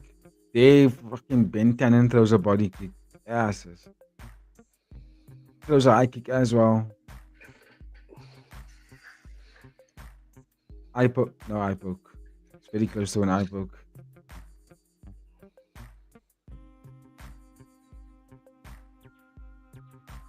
Oof, good. Good back kick. Grishenko just fainting a lot. Fainting. Needs to throw a weapon of some sorts here. Taking the top kick. Ben's gonna shoot. When he's backing up like this, he's gonna shoot. It's gonna come. Level changing. Here we go. Oh, misses the high kick. I don't like that defense from Ben there. It was a bit weird. Grishenko, you gotta throw this kick, my friend. Just blast it to the body. Full blown. Just throw it. Full blown. Let's go. He wants to outbox him, it looks like. It's always a risk. For Ben Tannen looks like he can't really get his punches going. There's the deep. I love it. Again. It's going to set up that boxing.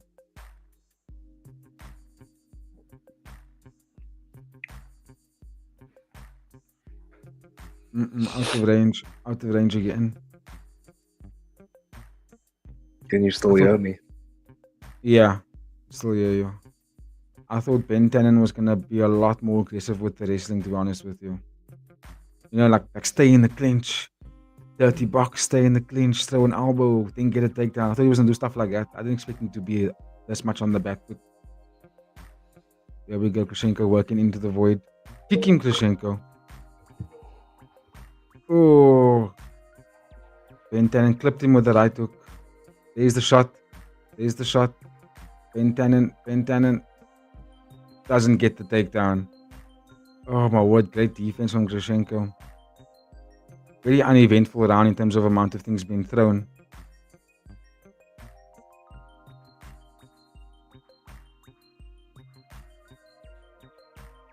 So it's tough to score. Tough to score. I wanna give it to Grishenko for the forward pressure. But he hasn't thrown a lot. Ben Tannen threw more than him, but missed every time he did. Ben Tannen attempted 2 takedowns, failed at both. So yeah, it's a bit difficult to score that. Oh, you see, Grishenko hasn't thrown anything yet. Blast the kick at him here, bruh. There we go. Boom. Tipped him nice again.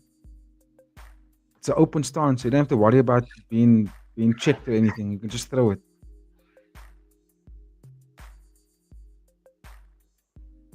Let's go, Grishenko. Ooh, lands a straight left. Right, sorry.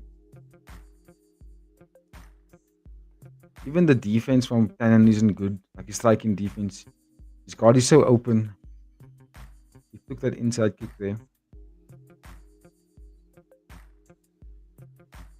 You gotta throw something, Grishenko, to at least win the round convincingly.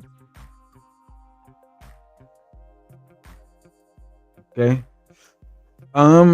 Difficult one to score. I'm not gonna lie. But just based on body language, based on activity that happened in the round, I'd probably go with Grishenko. I like that Ben Tannen. He's throwing his left hand, but it's coming out of like defense. Like he's going back, and then swings that left hand, and he's been missing the whole time. He hasn't really landed anything successful. Both takedowns got stuffed. Yeah, I'm gonna give it to Grishenko narrowly. But both guys got to pick up the activity in the second round, yeah. They have to. There's moments where Grishenko's got Ben Tannen literally trapped in the corner. He could blast a lot of kicks there. Deep. You'll try and block another deep, and you go high. Bang! And he's like, oh shit, there's a high kick. You know what I mean? Like, you got to condition him. Anonymous Powerhouse got a comment. Ooh, straight right lands for Grishenko there. I say it's probably tied up. Either one is up by a few points, but I would say Grishenko since I have money on him. Hell yeah, bro. Oh yeah. Let's go, Powerhouse. I mean, there's the second shot, the third shot. It's a hard shot as well from Ben Tannen.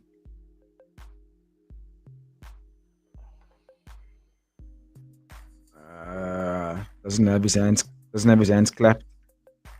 Okay, he's pummeling now. Let's see what he does here.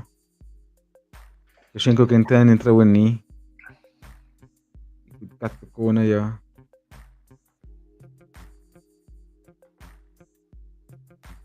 Looking for a single leg. Doesn't get it. Oh, Grishenko's takedown defense, bro. Because I mean, Tynan is in hard on a shot here. Oh, another knee. Ben Tynan is trying hard for this takedown. Almost grabbed the ropes there. I just can't get over these shorts, bro. It's classic. You gotta love the character in him to do it there, and then just to like, Yeah. you know, at least he's trying to let the fans buy into him. Just amazed no one has thought about doing that before. No. Jean shorts, bro. It's absolutely legendary. Oh, almost a low blow. Grishenko reversed the position. If I'm Grishenko, I get back to the outside here. Don't stay in these exchanges. You're giving Ben Tynan a chance to get composed, get relaxed. This is where he wants to be. Mighty Mouse actually said that one of his recent podcasts. That's how he used to beat fighters a lot. He used to purposely take them into the positions where they are most relaxed, most comfortable. Because when you do that, you get their heart rate so low, and then they kind of don't expect the things because now they're in like in a relaxed state, like a familiar mindset. Like, okay, I'm used to this clinchy positions here. I'm fine, and then bang, you catch him. Complacent. Yes, complacent's the word. Thank you, Eddie. That's exactly the word. Gets him into a complacent mindset. Anonymous. Grishenko looking good. Grishenko is my. Gotta love it. I mean, he's doing a good job in not allowing Ben to get. Fabio, my babo. He's doing a good job in not letting Ben get comfortable. Yeah, he's doing a very good job.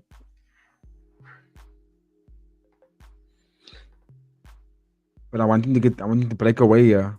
Don't stay in these positions. Because he was winning. Oh, hard knee. That was a hard knee. Oh, anonymous. Stupid autocorrect. It happens, bro. But if it's autocorrecting, then what is Grishenko? What does that mean?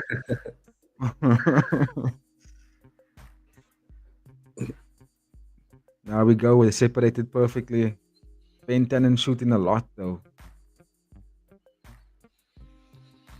Hasn't landed one takedown yet. Oh, another knee in the clinch. It's like these small moments that where Grishenko lands something that gives him that points. And like the defending of the takedown, getting into his position, landing a knee. Those small things are adding up for him.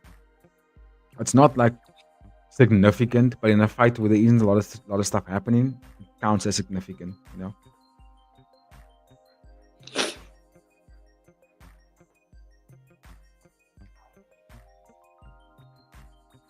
Grishenko for me should have fought a more high volume kind of fight, because that's what's gonna get Ben Tynan out of there. It's a lot of volume.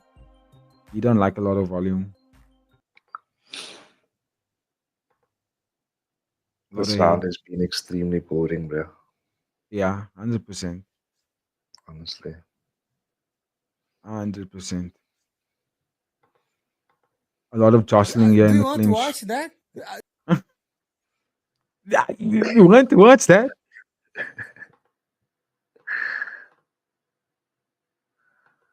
Tuno, let's go, Grishenko. Let's get that paper. This is always the risk with heavyweight fights, man. Is that the guys could, can put on a snooze fest. But look at the takedown defense from Grishenko, though, bro. Yo. Yeah. Either it's good defense or Ben Tynan's takedowns are not that great. One of the two. Elbow. Ooh. Back of the head shot. I see that. Body shot. Another body shot. All right, Grishenko. Gotta put it away here now. Stamp. Stamp your name here.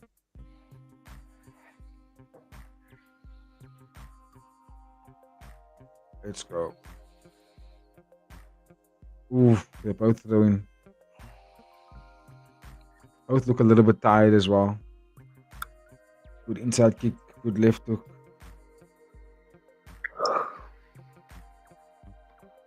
Oh, tagged him.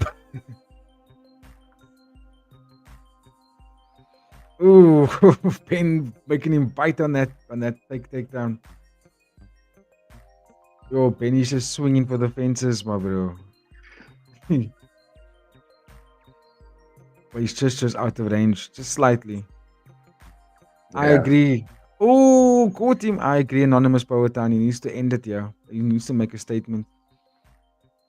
Because with this kind of performance, I don't think it gets him a title shot against Rug or Malikan. He might even get Takeuchi. Grishenko was the. So we had Grishenko and Grishenko. No, Anonymous Powhatan is classic. You are classic. Mababo, how's that name? Fabio Maldonado. I love it. Fabio Mababo. I think I need to pass on the baton when it comes to being the one who gets the names wrong. Ooh, Grishenko. Wee, uppercut. Let's go, Grishenko. Kick him right here. Bang. He's so close. Yo, autocorrect is all kinds of fucked up tonight. Ooh, body shot for Grishenko. It's all good, Anonymous. We got you. Yo, Ben Tannen is looking tired.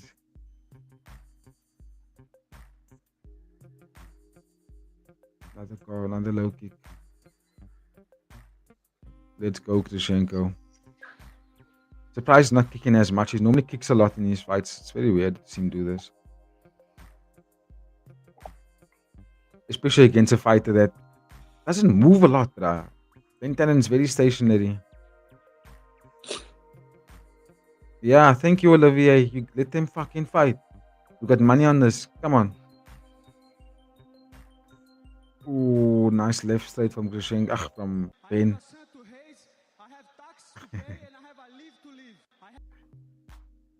Yeah, they have to scrap here. Counted. Ooh, we got counted there with a right hook.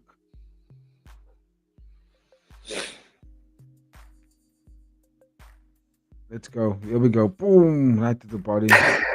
Oh, look at that. You missed that high kick. High kick was diabolical, bro. They're gonna meme Ben Tannen after this, bro. Ooh, we took a left.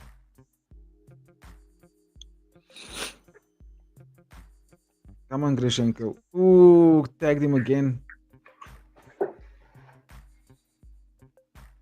Oy, another right hand. Ben Tannen. It's because you want to dope. That's why. It's because you want to cheat. That's why. Don't be taking these enhancements, bro. You want to enhance yourself, enhance your mind. Then you see. Yo, Grishenko just going to work here. 3-0 Grishenko from Anonymous Powhatan. It looks like it, eh? It looks like it's going to be 3-0. Good pick on the dog there, VG. Oh, yeah, I forgot he was the dog. Mad. I'm surprised they made him the underdog, actually. It didn't make sense to me. Still 30 seconds to go, though. Anything can happen, yeah. So yeah, not quite home and hosed yet. True. But it's looking like the jab. Ooh, the right hand. These guys are tall as hell. Massive. Yo, Ben, so sluggish, bruh. He's so sluggish.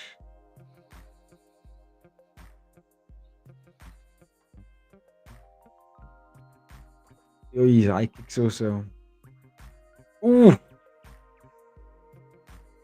Yeah, 3-0 to Grishenko. Almost said 3-0 to Anonymous Powhatan. 3-0 to Grishenko for sure. Boom. That's a good start to the parlay.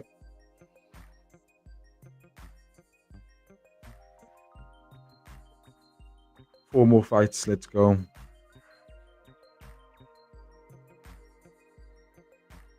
think we'll be in bed by 7 a.m. What's the time now? 5:02. Yeah, I imagine so.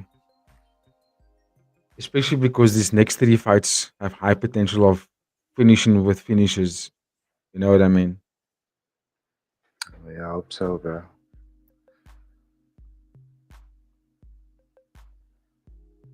Okay, the next one.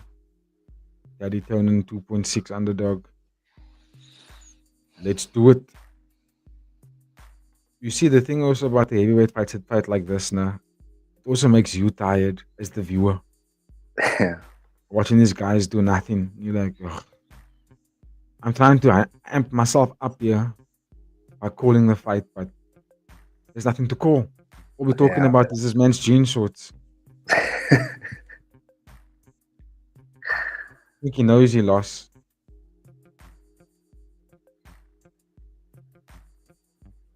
That is Ben Tynan. Not taking one championship to the US. No ways. He's not stomping on anybody. Was that unanimous decision? Unanimous decision, yeah. I mean, it can't be any other way, right? He won every round significantly. Suakim.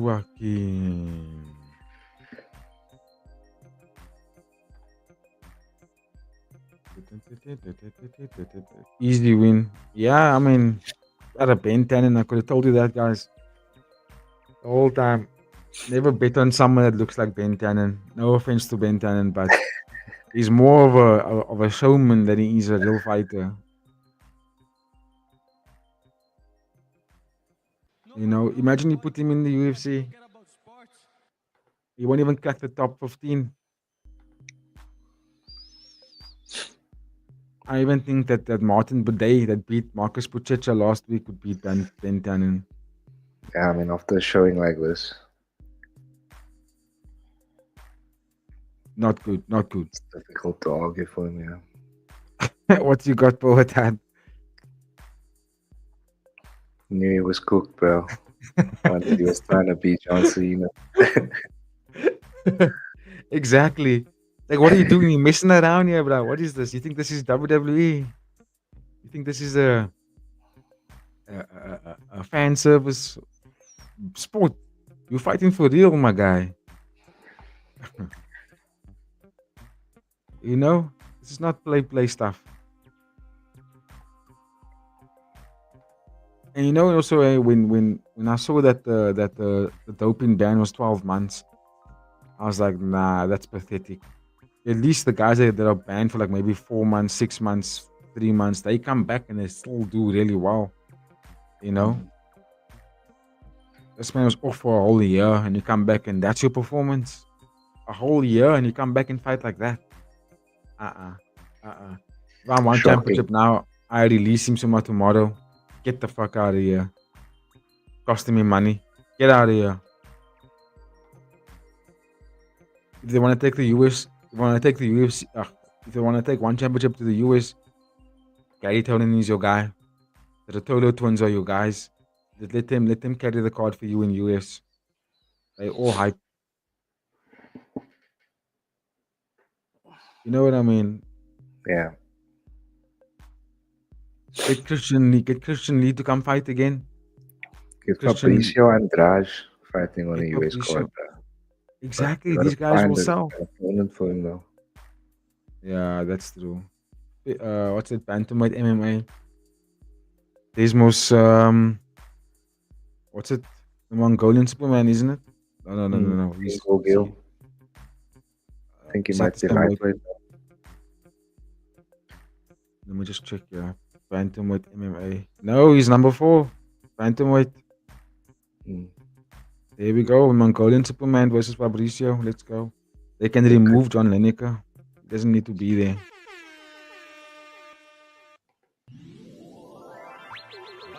Brazil.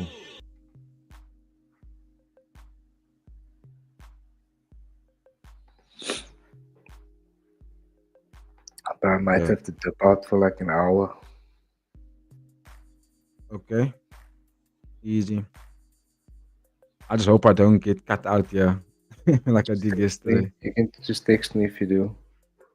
Okay. I will be here. I just school has to leave at 7 a.m. I got you, bro. So I just want to go get a bit more cuddles in Sinjay. Okay.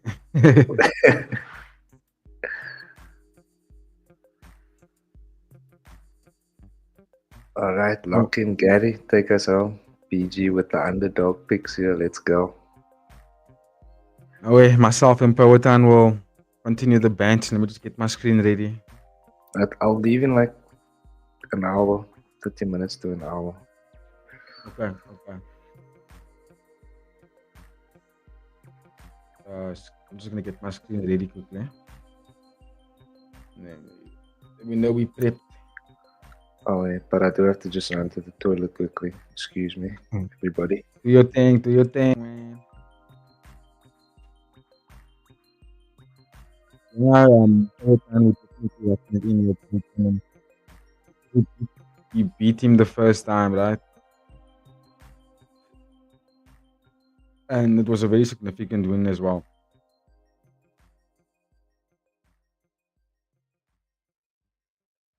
Made weight, very good wrestler, good jiu-jitsu.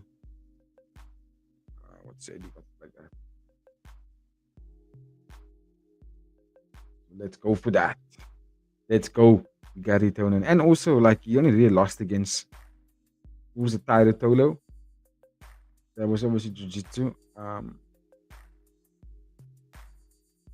But in MMA, he's been doing really well. So this is MMA, and then the next two fights are Muay Thai, kickboxing, Muay Thai. So that's 3 minutes.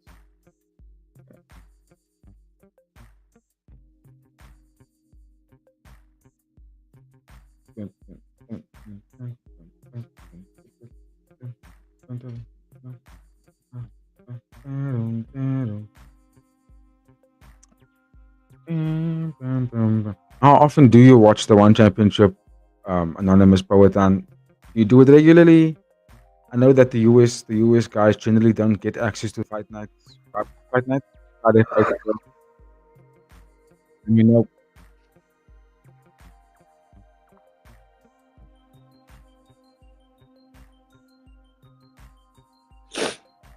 and they doing my screen in the background in the meantime.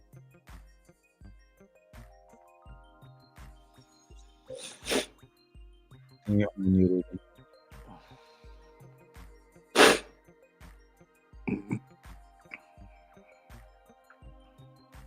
let's go, Garry Tonon. Let's go, Garry Tonon. Because I know the people pay. Do you think that Raul Romero was juicy? It's very difficult to say that he wasn't, because of the way he looks, but he could just be a freak of nature. He could just be built like that, yeah. Yeah. Just the Cuban sandwiches. Because like fighters that for me now that look like they're doping.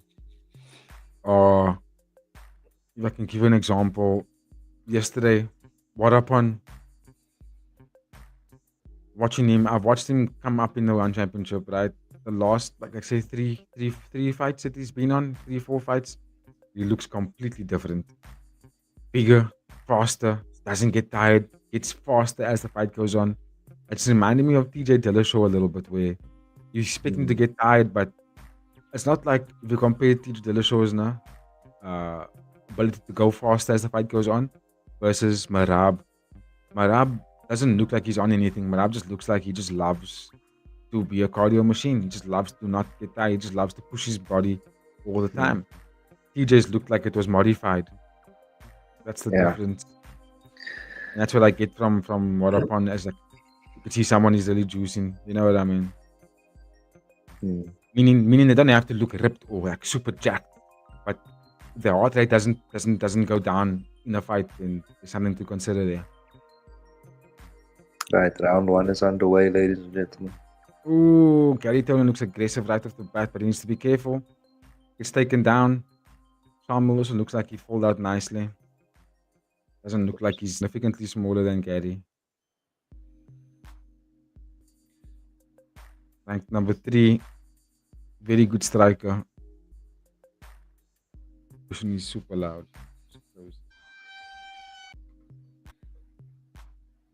This man can strike in a lot. Ui, body kick. Garry doesn't look comfortable when he strikes. It doesn't look comfortable at all. And Shamil wants to keep it standing. He hasn't shot for one takedown yet. Oh, body kick. Elbow.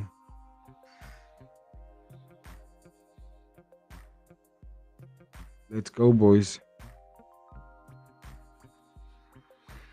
Now look at this too, guys. Now this is featherweight, right? Which is obviously heavier than the bantamweight. Yesterday we saw Logan Chan, we saw Otis, and they were bantamweights, and they looked twice the size of these two guys. Was that MMA? No, it was Muay Thai. But are they the same? Yeah. Oh, Garry Tonon shoots. It was a close fight when they fought the first time until Garry took him down and got rope grab. Ref, just give this man a card, bruh. How many times is he gonna grab the ropes? Oh, great takedown from Garry Tonon. Good reversal. That's 2 rope grabs in this first round. Just remember that. That's 2. Anonymous Powerhouse, and it is a close fight. These guys were nicely matched up in their first fight, but then once Garry took him down, it was game over. That's why you could see Shamil fighting so almost hesitant. If you watched how Shamil fought against Martin, for example, it's not the same guy.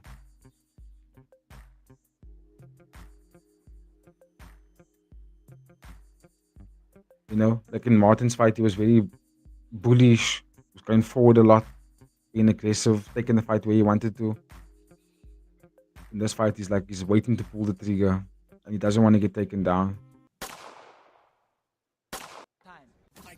Ooh.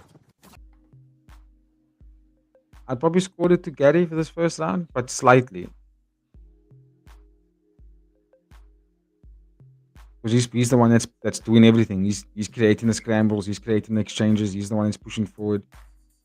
Both not really landing shots on each other, but Garry's the one that's really trying to move the fight. He's trying to move the needle, let's put it that way. Shamil's he's not trying to, but he's fighting very defensively, and I think he needs to start going forward, actually. You say it's tied.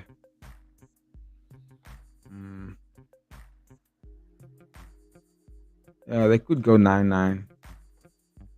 I just wouldn't give a score to someone that's on the back foot the whole time and isn't really trying to dictate the fight. Garry Tonon rolling. Shamil is just trying to grab ropes here with his legs and his hands. Could be another leg lock here for Garry. That's how he won the first fight. He's definitely the better grappler. You can clearly see that.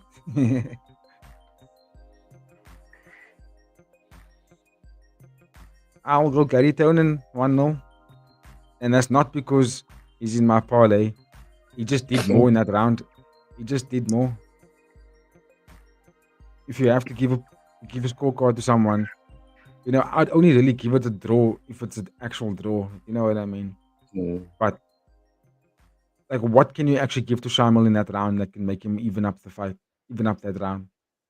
He landed a few strikes, but like you said, Garry Tonon was taking the fight where you wanted it to go. Yeah, it's like the whole time. How they engage, when they engage, where they engage. So you got to score in for that.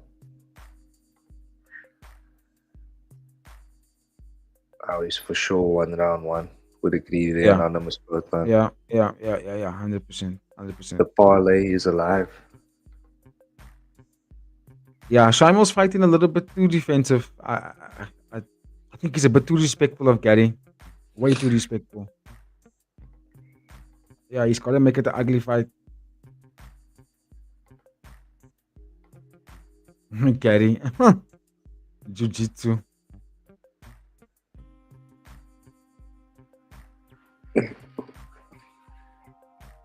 Well done. See, Shamil didn't even want to go down and into that guard. He's like, no, thank you. I don't want that heat. I don't want to get tapped out again. But even in the stand-up, right, because of the inactivity from Shamil, it's allowing Garry to do what he wants, bro. This is the moments when you can actually beat up Garry, is when you guys are standing. This is where he should take his advantages. Oh, Garry clipped him. Another hard takedown, another hard wrestling exchange. Look here. It's mad to see that an American wrestler out wrestling a Russian, yeah. You know? But Garry's good though. It's not often we get to see this in MMA where the Russian gets out wrestled like this. Garry's just going to work with him. But this is where Shamil must go. Go. This is your moment, yeah. When you guys are standing like this. He mustn't wait. This is because Garry's taking a breath here. He's recovering. This is when you go at him. Bang, bang, bang, bang. Hard body shots. Hard calf kicks. You know for a fact that Garry's striking is not gonna hurt you. It's not gonna put you in danger. It's the wrestling that you have to worry about. I can't let you get close. What you say, Anonymous? Did you just say mana? Mine. Oh, like man. Yeah, like mine. Okay, I'm like, this man is saying mana. Mad. Mad thing. Mad thing. Still didn't finish this fight. The best way you can finish it is by submission. But Shamil's playing so defensive here. I don't know if Tynan will even get to that position. Look there. Shamil could have gone for a takedown himself there, but he didn't.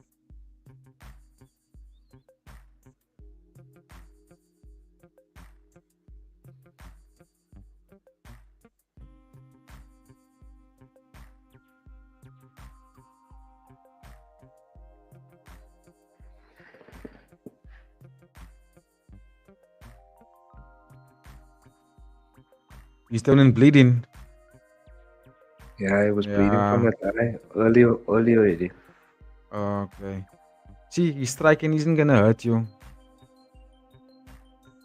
It's just gonna force you to go backwards and then he'll shoot on you or something. But this is where you have to worry about him. Oh, well done from Shamil. 1-2 landed there. Still not enough though. Needs to do more.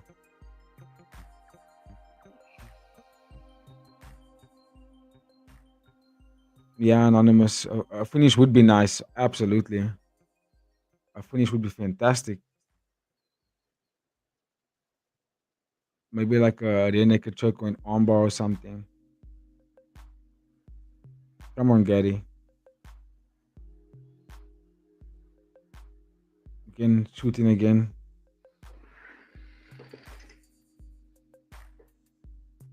As long as he's keeping Shamil going backwards like this, as long as he's keeping Shamil on the defensive, it's adding up. Ooh. Both guys landed there.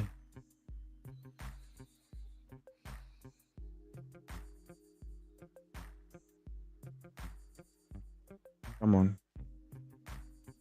Good stuff, jab.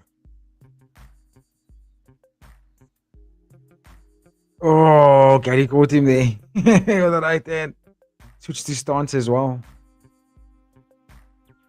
Shamil don't want that wrestling heat, my bro. He's so scared to wrestle with him.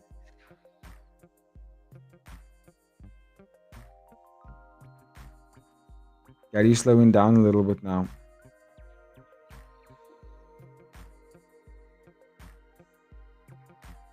Oh.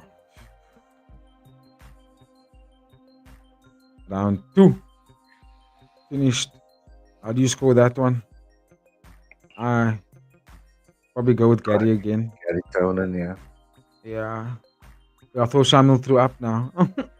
It looked like he was just about to throw up there. I'm gonna go Garry Tonon as well. Ooh, he took that kick. If we had been betting this evening, we could have made some good cash, bro. That's true.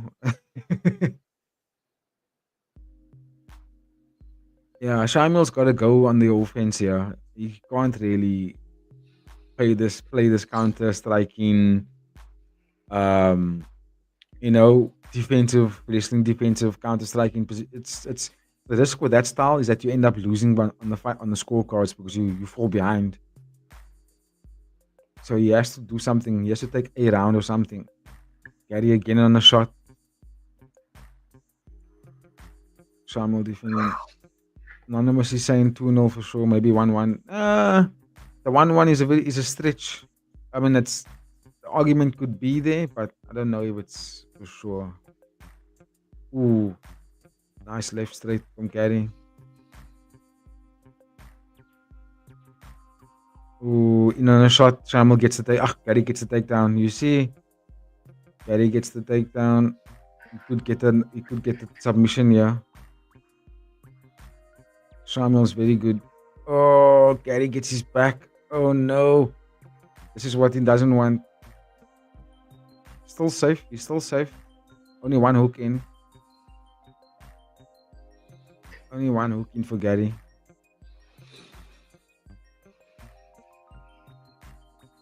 Oh, he's like a worm, bro. Garry's like an absolute worm.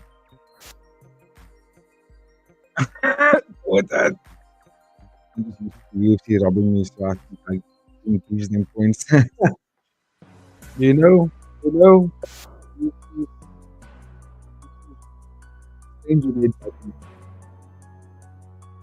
But I don't know how you can score this against Garry Tonon. Let's be real. He's doing all the work here in every round. He's the guy going to work. Oh, he's on his back. Got the backpack. He might fall off. It's a wrap. It's a wrap, yeah. Garry Tonon doesn't have the body and triangle locked in just yet. Good defense from Shamil.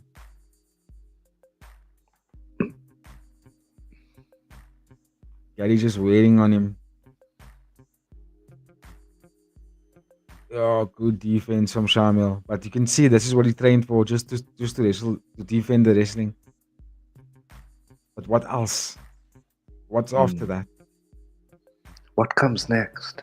What comes next? Yeah. What now? What comes next? He landed a good straight right there.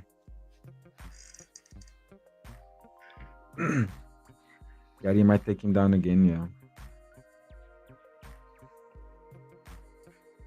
Ooh, right hand for Shami. Shami, yeah. He doesn't like this. Reversal. Shamil goes for a takedown. Doesn't get it.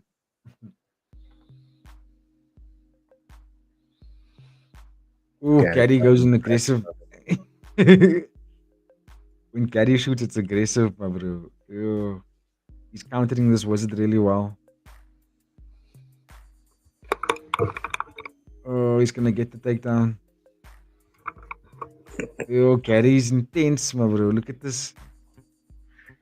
What are we thinking, chat?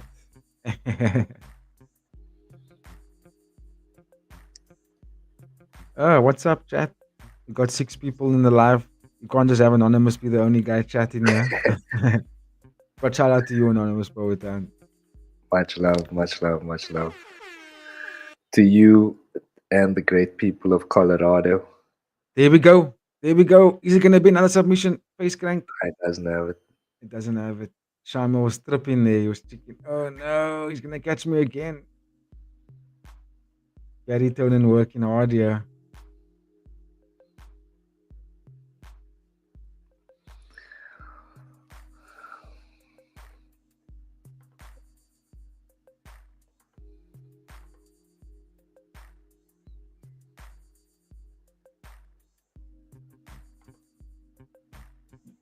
Yo. I thought he was going to tap him out again.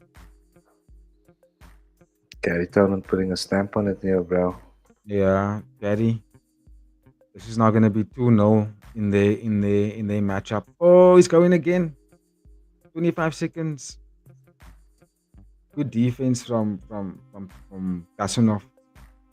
Tonon can go to an arm triangle instead. Then just keep his arms up like that. Transition to an arm triangle. Yeah, he's going for it. Too little time though. Hmm. You can see he's the better grappler though. Garry Tonon 2-0. What have you got? Forward on? Yeah, to be honest, it was boring as fuck. The Tynan fight, that was a snooze fest, bruh. I'll try my best to stay awake here. But let's go 2-0 to Garry Tonon. He has to be ranked after this because Shamil Gasanov was ranked number 3. Yeah. So they're gonna have to give Tonon that rank after this. What you saying? Tonon 2-1 or 3-0? I say either one. Yeah, dude, either one he wins. So Tonon gets a ranked after this.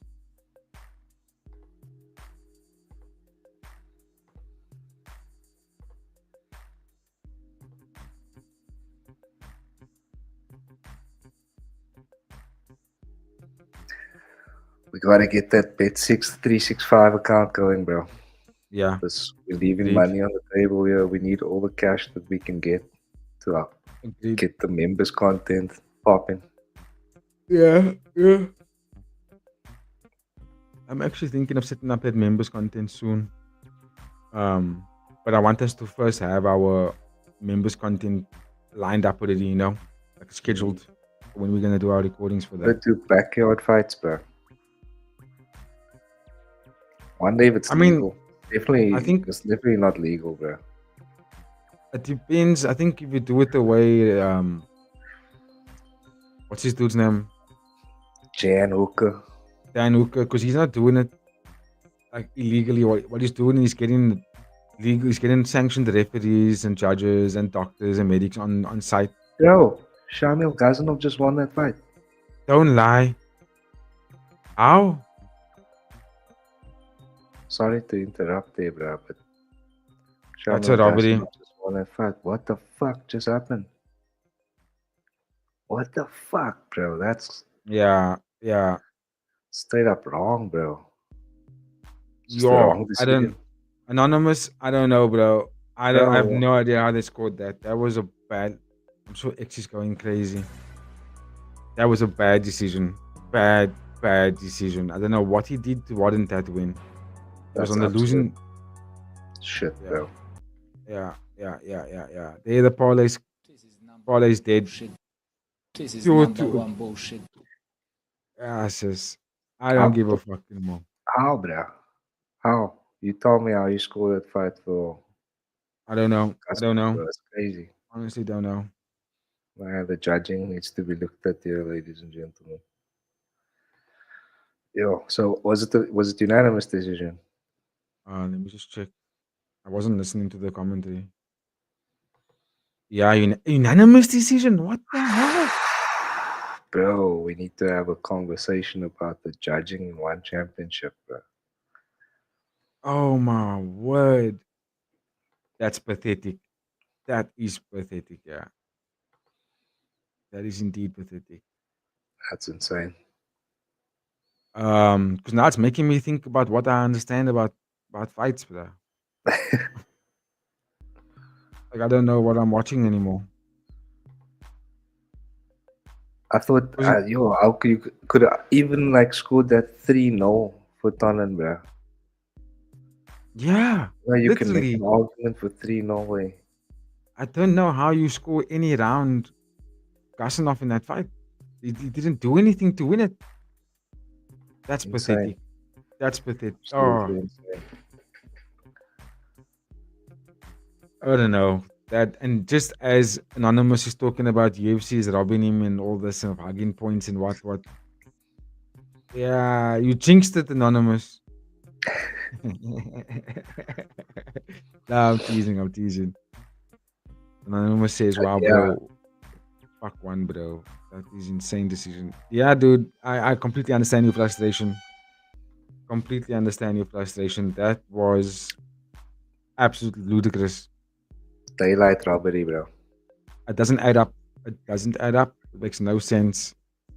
The only thing I can think Travis, about is that the one judges probably paid off that judges to guarantee Shamil for the win. Which is dumb. He's not even that good of a fighter, bro. He's not even like a person you can get behind to buy into his stock because he's boring. He's got no character. His fights are always relatively safe. Nah, man. Nah, man. That's whack. That's whack. Even this fight now, I'm not even hyped for this fight anymore. I just feel like I want to go sleep now.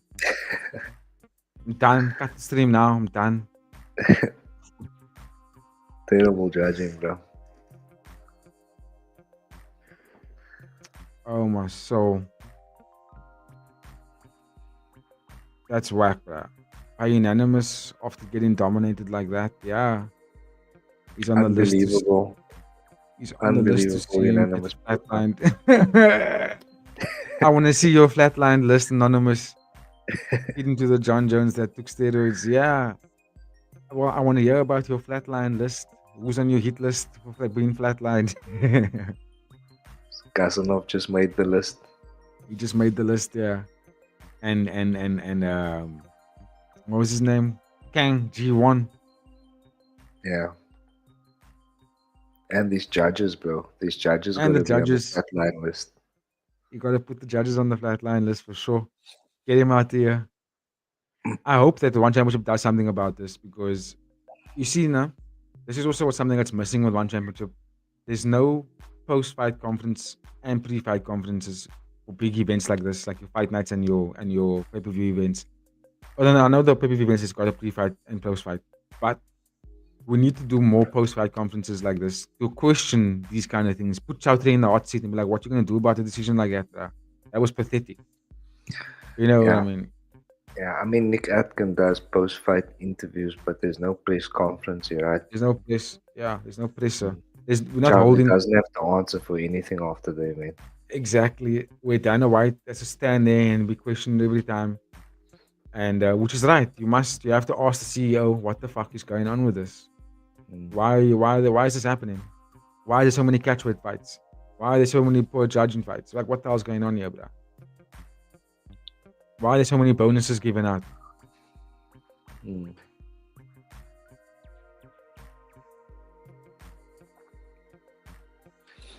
Those Yeah, I judges need didn't. to be fired. Unanimous decision, bro. Are Yeah, you I don't even insane? know how it's unanimous. Like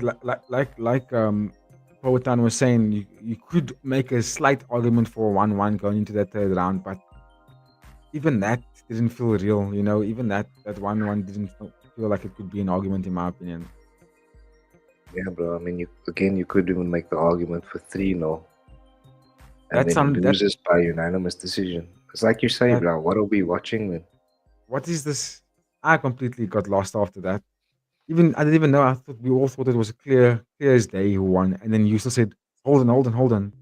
Did Shamil just win?" Oh my word! Caught me by surprise. Definitely caught me by surprise. That is not something I saw coming. They're gonna have to address that, and hopefully they can reverse the decision because yo, I don't like that at all. That was bad. Because also I don't see Shamil as a top contender there. Like if you put, for example, Shamil against Akbar Abdullayev, do you think Shamil beats him? Probably not. Not at all. Not at all. Not even close.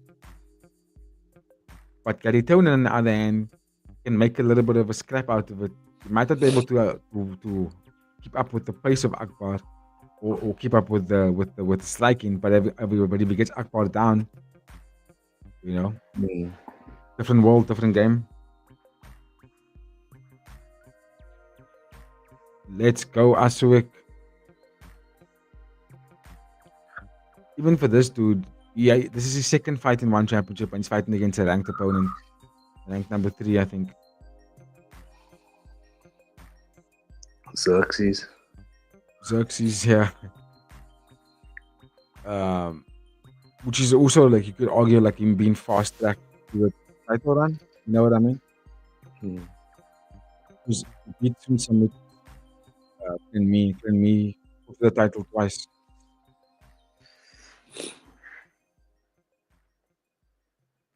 What is his featherweight Muay Thai? Lightweight. Sorry, featherweight, yeah. No, it's lightweight. Lightweight. Lightweight, yeah.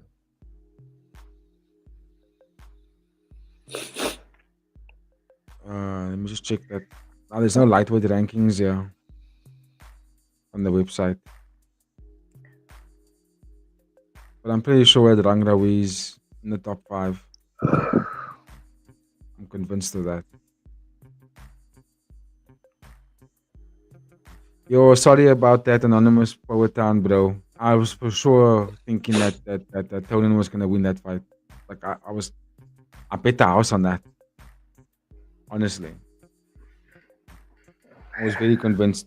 Even before the fight started, I was like, "There's no ways I see him losing this fight," and then he loses the fight. Robbery. Yeah. No other way. Okay, now you're good. We lost the robbery. Yeah, man. Still feeling quite salty about it, to be honest, because it's making me feel like I don't actually understand what I'm watching. Can't do anything about that. Yeah, can't really. You win some, you lose some. It's like having a bad referee in a team sport game.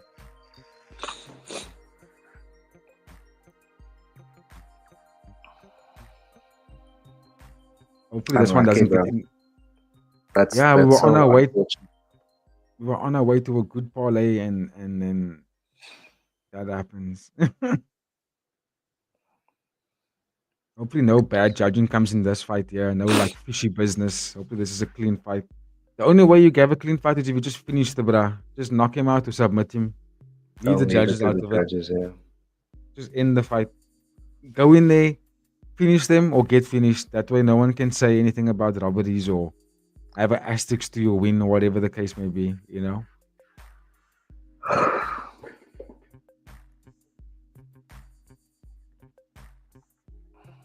Eddie, when you pulled out your wisdom tooth now, did you start rinsing your mouth the second day? Which day? I think so, yeah. Okay. I know you mustn't do it on the first day, but I don't like not cleaning my mouth, bro. Anyway. Yeah. Just do a mouthwash, bro. Yeah, I'm gonna have to. Assouik from Assouik Gym. That is quiet.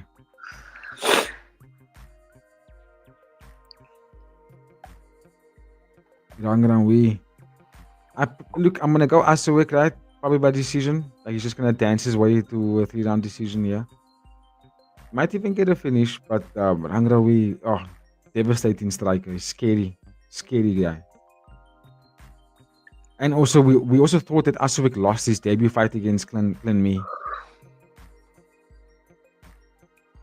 There should be a sign to only bet Muay Thai. Yes, dude, I completely agree. Only bet stand-up fights. Muay Thai, kickboxing. But I just wouldn't take the risk with MMA anymore. It's just, and you called it. You said with the UFC anonymous, it's hard to, even in the UFC, it's like you think you can get this down, and then as soon as it goes to decision, you're like, your bet is at risk now because you don't know if it's gonna be the right one. And almost most times of late, we've been having bad decisions in MMA. Bad decisions.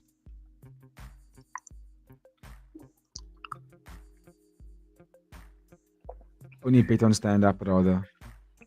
It's like it's easier to predict the win. It's easier to predict the fights for stand-up, man. Because there's no grappling involved, which changes the way people judge fights. You've won to some robberies. I admit that. But bro, it sucks not to be at the end of that. Yeah, dude. Yeah, 100%. Round 1. Oh, is it my screen? Oh, it's your screen. That's what my screen was on. Look at the height discrepancy here. Massive. So you've kind of had your good days from robberies. It's mad to say that sentence.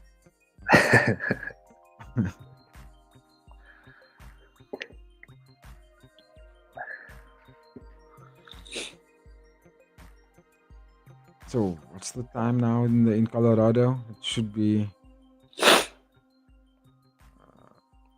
Assouik throws a nice body kick. Yo, the power from Rungrawee is something to witness. Hard body, odd leg kick again. 9:43 p.m. Okay, getting the late night.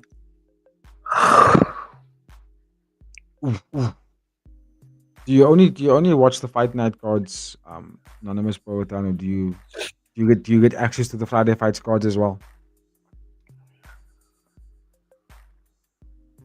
Because that's not prime time US. I don't think they get access on YouTube.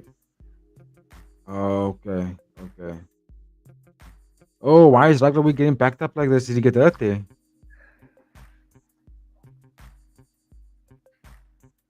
Yo, they're exchanging here in the clinch. No, I also watch the ones free on YouTube. Oh. Okay, maybe it's just the UK then that maybe gets it's region. The European, yeah. The US gets access to it. That's why. Yeah, then maybe it's Europe that doesn't get access, which is insane because they got a lot of Russian fighters on their roster. That's why they're trying to get them to pay for it, bro. Probably, yeah. Because of the demand. Yo, Assouik is switching stances here a lot. He's fighting southpaw, then he's orthodox. Elbows landing. He's putting on the pace of Rungrawee. And I think he's the favorite in this fight as well, Assouik.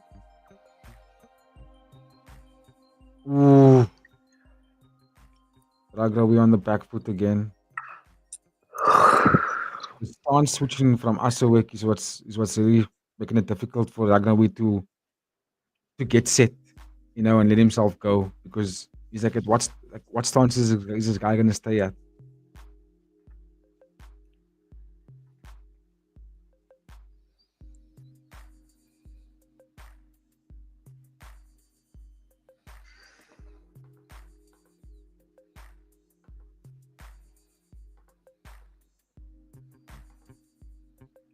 Rungrawee as the underdog. Yeah, I saw that. Yeah. It's bit surprising, not gonna lie. I thought he would be the favorite. Ooh. Nice catch of the kick to the body. Both guys catching kicks. Elbow. Ooh. Close round. Both guys put together some good combinations, good shots, but I think the pressure and the pace that Assouik is setting on this fight is showing itself. That's paying dividends for him.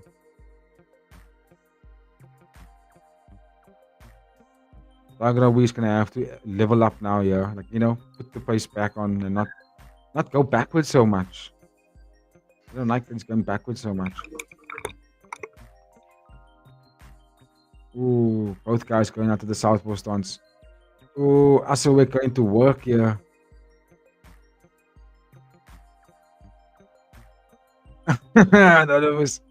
Yes, sir. It's what I do every Friday morning. Yeah, dude. Oh yeah, it's a morning time for you guys. For us, it's the afternoon when we get that Friday fights. So were you in our live yesterday by any chance when we did a live for the Friday fights card? If you were, apologies for the ending of that fight card. We just had a very bad technical difficulty that just ruined the whole live stream for us at the end. Assouik is just going to town here, switching stances, throwing elbows, just making Rungrawee struggle to sit himself. He's not able to get moving here.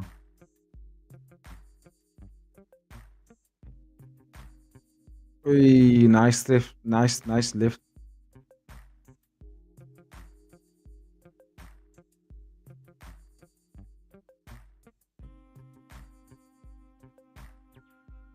When they're both southpaw, I think Rungrawee has a bit of a difficult time with that.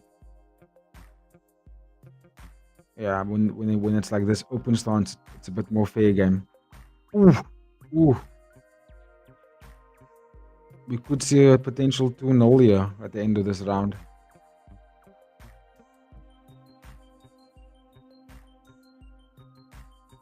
Miss.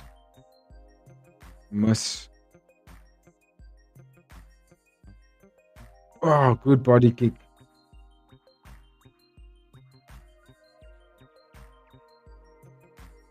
Is it true that the One Championship has got the heart rate monitors on their seats for the fans? So like you can feel the vibration of the fighters' heart rates. Oh, caught him.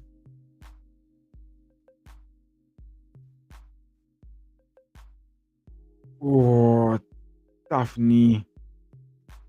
They might go 1-1.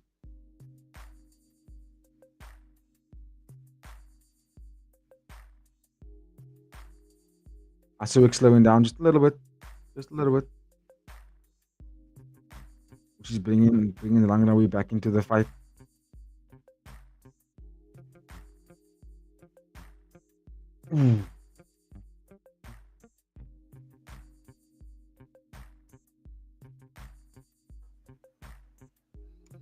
I don't like when Assouik goes in, right? When he enters the pocket, he throws like a 1-2, but then he falls into a clinching position. What he could do is when he throws that 1-2, he could just pull back actually.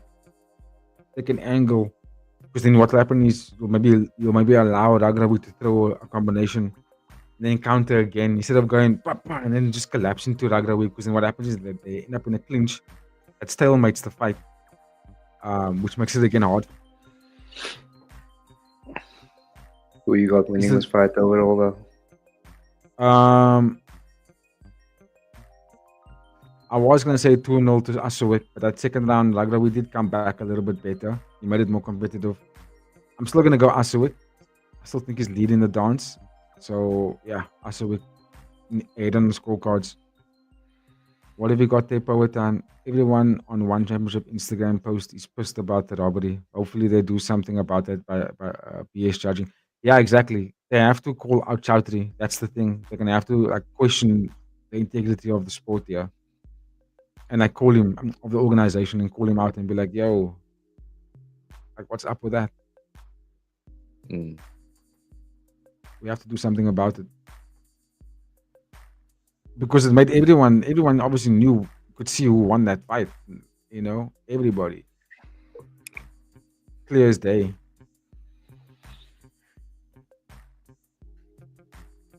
Now, even in this fight, right, we're watching right now, you got Assouik backing up Rungrawee every single round. Now the question comes into play here. Are they going to score to Rungrawee? Because every time he lands a knee, the crowd goes, oh.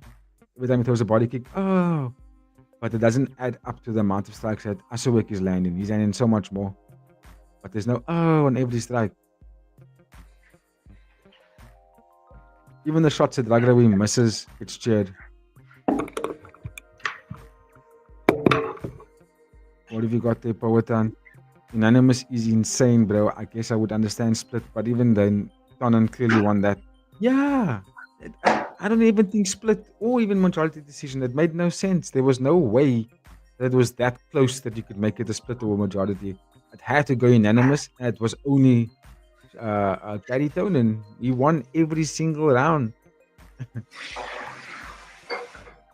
I just couldn't see. I just couldn't see a way where, what's his name? Shamil wins that fight. He didn't even win rounds. He didn't even win moments in the rounds. He had like glancing moments. I'm happy that there's a good combination from Assouik. I'm happy that it's going to work. I'm happy that there's an uproar on Instagram. They should do it on X as well, and they should tag They should tag Chowdhury in all of it. Even do a petition. Fire those judges.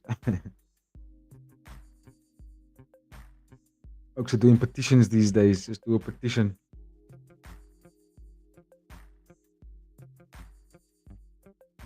Even this fight here, I really can't see Rungrawee winning the fight. He's been on the back foot every round. And it's not like his counter-striking was better. You know what I mean? Like his counter-striking didn't really stop Assouik in any way, shape, or form. It didn't slow him down. It didn't change his tactics. It didn't force him to rethink how he needs to take this fight. So I'm going to have to score it for Assouik. Let's go, Youssef.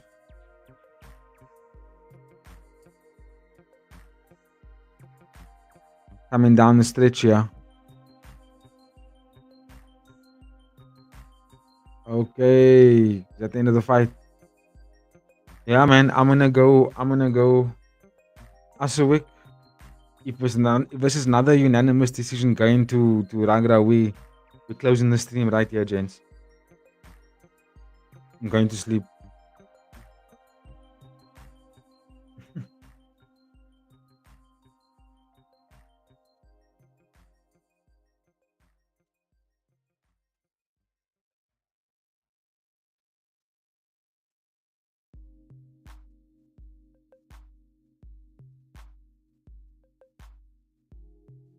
Boom, boom, boom, boom, boom, boom. I don't even know if either one of them put on a performance that could get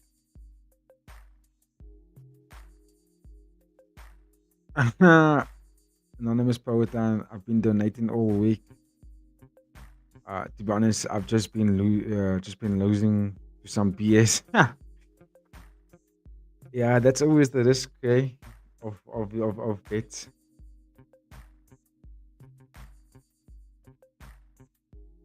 Shout out for tuning in, bruh. Much appreciated to you, anonymous power.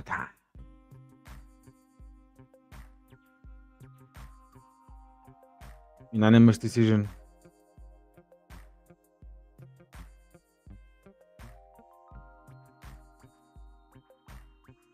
What the actual fuck? What the fuck?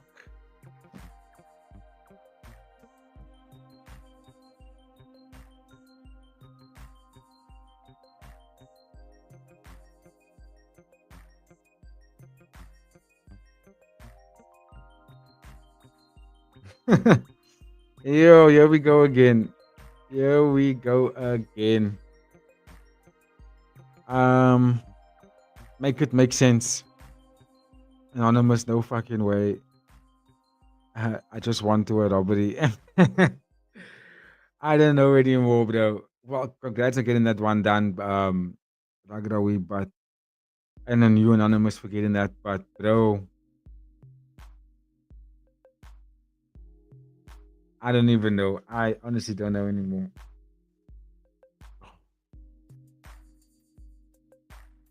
What did he do that made him win that fight? Thank the Lord.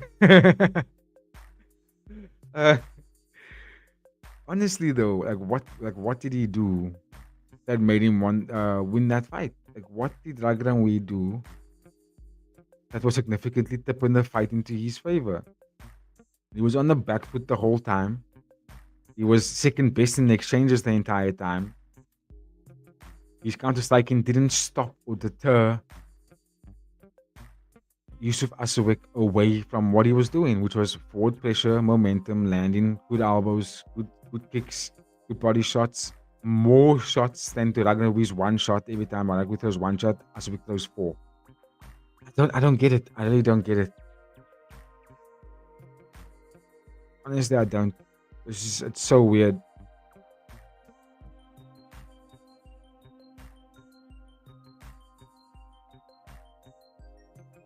What do we got, anonymous? Wow, bro. I would have rather won the underdogs parlay than the straights. Yeah, the underdog parlay was on and it would be more money. A win is a win, I guess. Saif Sa. No, Youssef lost, bruh. Youssef lost the fight. He lost.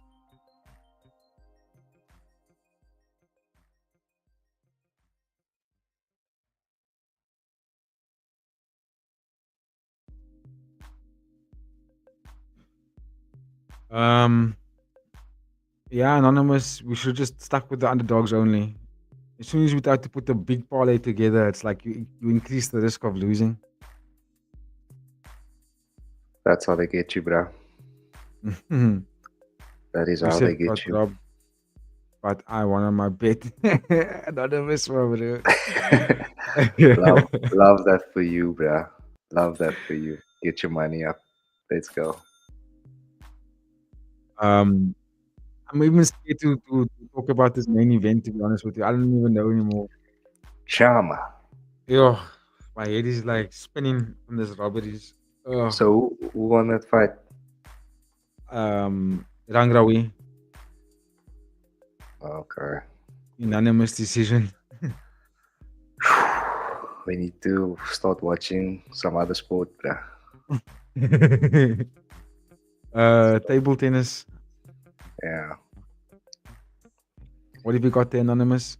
Would have been a good idea to round robin these three, and we could have still gotten paid since 2-3. Yeah, I see you.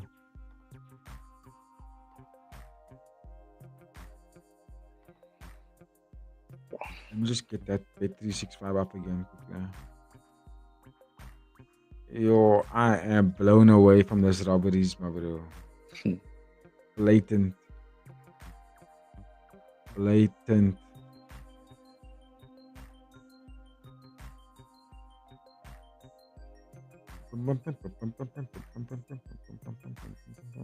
What other sports do you bet on? Anonymous. What?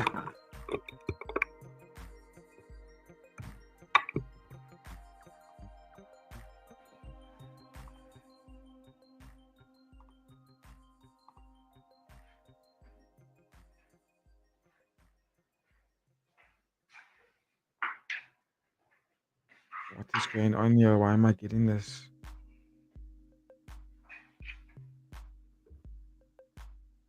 Let's go, Regian, Eersel. DraftKings. No. What I mean is, what other sports, apart from fighting, do you do? Football, basketball? Are there any other sports that you pay attention to as well, or is it only strictly combat?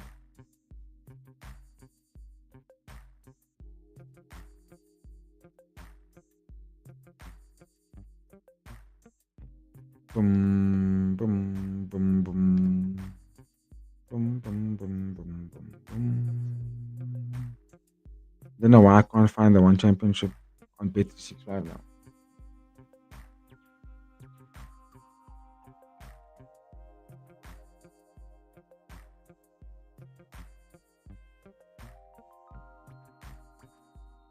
I'm hoping for a finish in this fight, yeah. Someone needs to get a knockout here, please. At least cap off the fight card. We need something after those two robberies. We need something here. Football. What have we got here? Oh, okay. Just football. Yeah. I had bad luck with basketball and football. It's tough to bet on sports where there's so many variables, when there's like a lot of players on one team and yeah, like I mean, 80 used to speak about this a lot in the past. It was like it's tough, difficult to bet on soccer. Just takes one player to have a bad game and then the whole team's fucked. Yeah, of course. You see? Alright, PG, I'm gonna go get my cuddles on, bro. Okay. I'll be back to close the stream maybe if you're still on. You don't think you'll still be on at 7, right? I Probably doubt it, not. yeah. Okay. I'll stay in the chat a little bit to chat with Anonymous and some of the other guys that are still in here. Just to do a quick recap and then I'll go lay down. Easy. Okay, put me in, coach. Got you.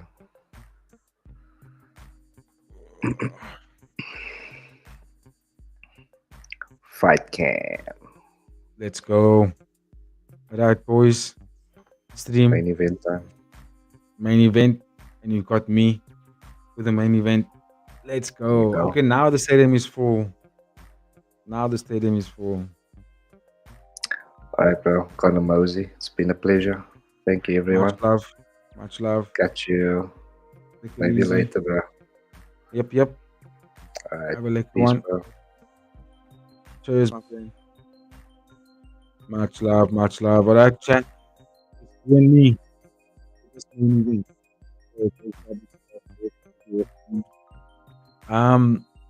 I did put Regan Eersel in my parlay.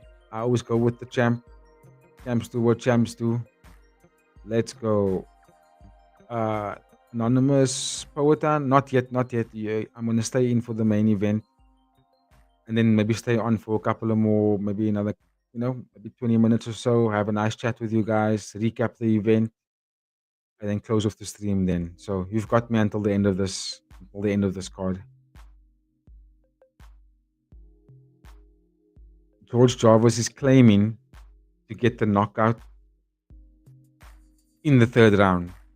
I don't know if that's true. I don't know if he's gonna get that done. I think Regan Eersel is a lot better than what Jarvis thinks. So I'm gonna bet on Regan Eersel. I'm gonna go with the champ, the Immortal. I've watched pretty much all his fights in one championship, and yeah, I was always thinking to myself, who's gonna beat him? And then he lost to Alexis Nicholas, but even that fight that he did lose was very questionable. He's too good, bro. Personally, he's too good. He's too skillful. And George Jarvis, he hunts for the knockout a lot. He's very much a headhunter. So he needs to be careful. He doesn't get caught. Because Regan Eersel is a very good counter striker. He's also a very good striker going forward. He's taller. He's got the reach advantage. And he uses that reach really well. What do you got there, Anonymous Powhatan?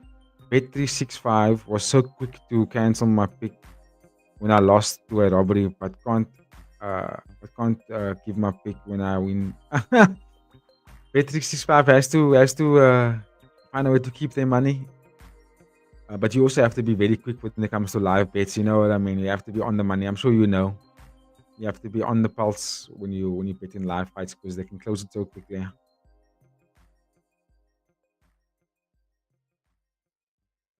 But Bet365 isn't that like a very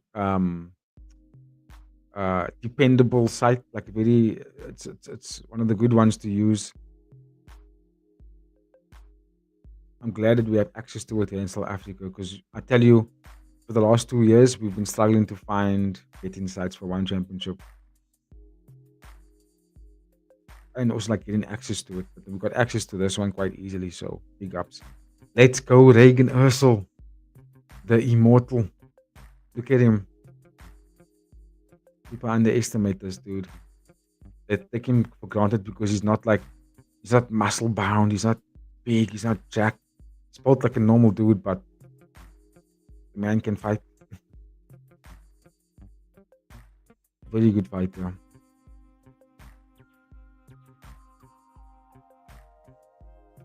Champ.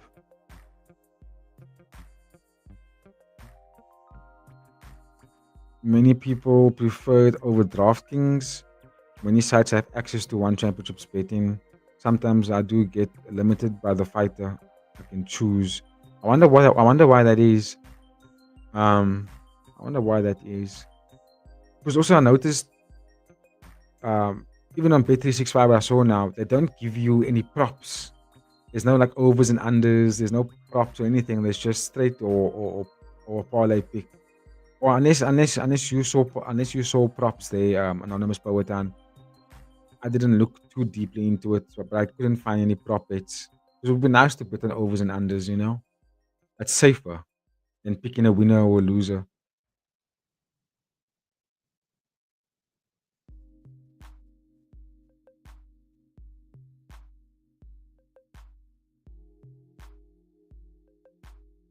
Regan Eersel. Oh, let me click here. Yeah, there's no props. It's only who's gonna win. That's it. Because that's the one thing I did like about UFC betting is that you can pick. You can pick the rounds. There's props. Will the fight go the distance? How many strikes Even DraftKings, we didn't get access to DraftKings here in South Africa. We have to use a VPN if we're gonna use it. DraftKings.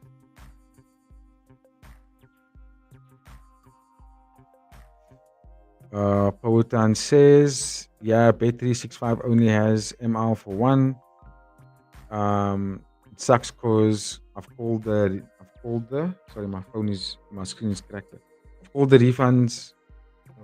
I've called the rounds fighters get knocked out in or what round ends. Okay. Yeah, I think that's like for me better to bet on. Well, mostly all betting apps are the same. DraftKings also only has Moneyline. Oh, really? Even for UFC. Interesting. I wonder if Prize Picks is global. Let's check out Prize Picks.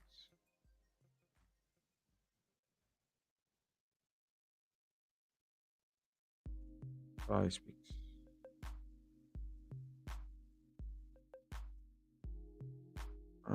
Daily Fantasy. Okay, cool. I got access to it. Let's go.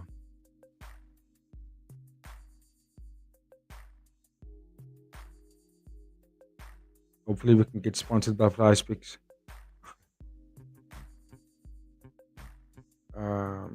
No, we have those for UFC, just not for one. Okay. Yeah. I don't think one has got as big of a pool as enough to get like Prize Picks also involved.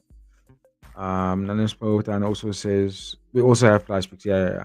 I see we can have access to it here in South Africa as well. So we'll probably switch between the two sites going forward from here. And now that we can bet on one championship, this will bring back our betting segment that we used to have called the Betting Man.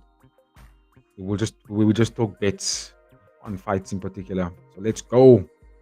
Hopefully if we could set up something with you, Anonymous, and you can be a guest on our show for our Betting Man segments, since you are a serial winner when it comes to betting on fights. It'll be nice. It'll be nice to get someone with your expertise when it comes to bets.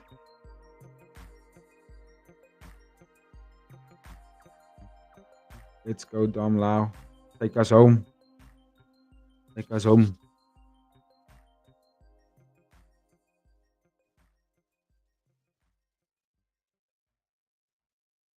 Yeah. We are.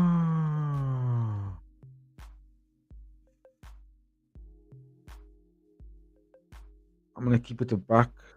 I just have luck. And I'm also in a Discord, so I have knowledge from them. Okay, I see.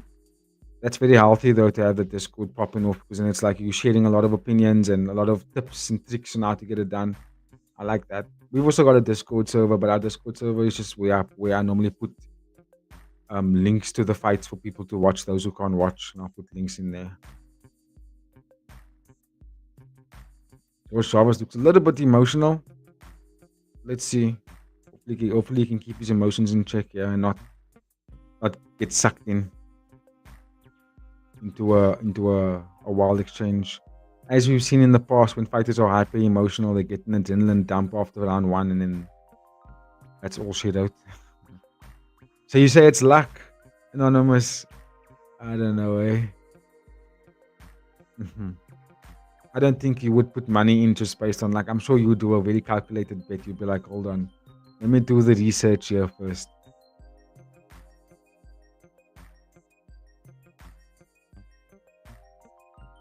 Let's go, Regian Eersel.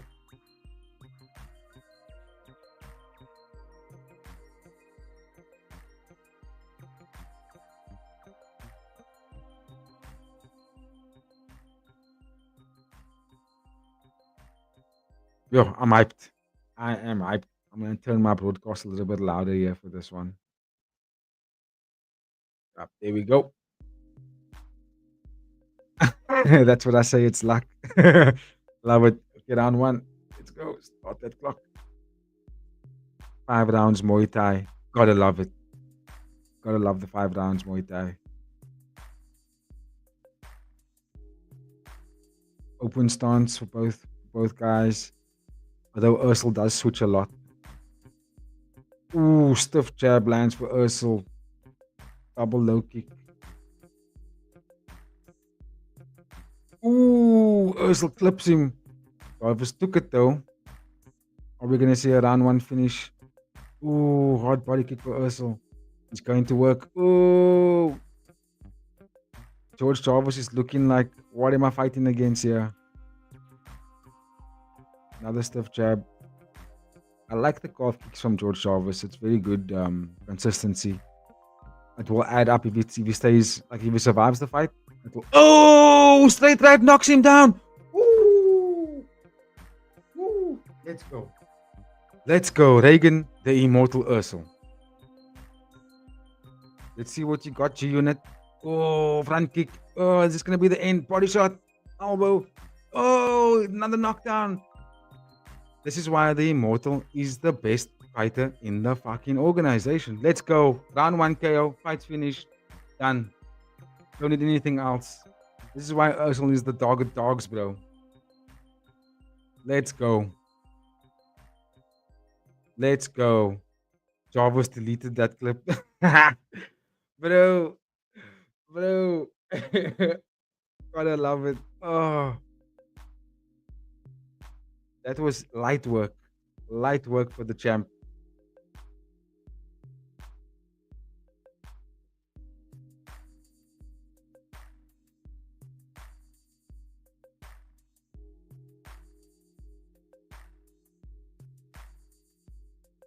Dude, Regian, Eersel. George Jarvis came into this fight thinking he was going to get the job done in the 3rd round KO. And I said all week, not happening. Not going to happen. I've seen George Jarvis fight. I've watched a lot of Regian Eersel. And the leveling fight in the class, it's not the same. Regian Eersel is light years ahead of him. Light years. Oh, what a beautiful right straight, bro. Deep kick. Boom. George Jarvis was seeing ghosts. Right, left, elbow, body shot. Look at this combination. Oh, beautiful. And another right straight. Flying knee just misses. He's lucky that knee missed. He was gonna... It would have ended his... It would have deleted him from life itself. Oh, bang. Bang. Boom, boom. And this right straight here. Cracked his nose nicely. Look at that. Fucked up his nose. Light work. No competition. Alright, let's go. Regian Eersel versus Rungrawee. That's gonna be the next fight. Has to be. But I mean, that was light work. That was very easy. It wasn't even a what was that? You went 5 for 8 on your picks for the whole card. Not bad. I mean, that's more than 50% of it was right. So well done. Well done, Anonymous. Well done. Gotta love it. That's a good sign. It shows you that you're consistent with your picks. And the ones you did lose was because of robberies, not because it was just it was a bad pick. So I would actually say you went for. I would add another 2 to that 5 there, and we'll say you've gone 7 for 8 on this fight card rather than 8 for 8.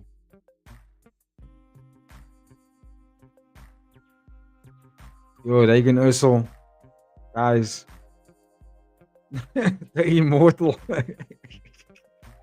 Look at George Jarvis, his nose is cracked, bro.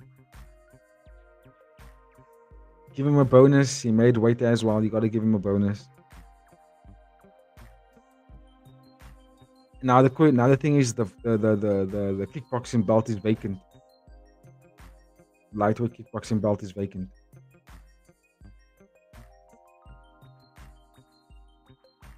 Well done. Well done. Got to give him props for that, dude. But to make it look that easy, though. To make it look that easy.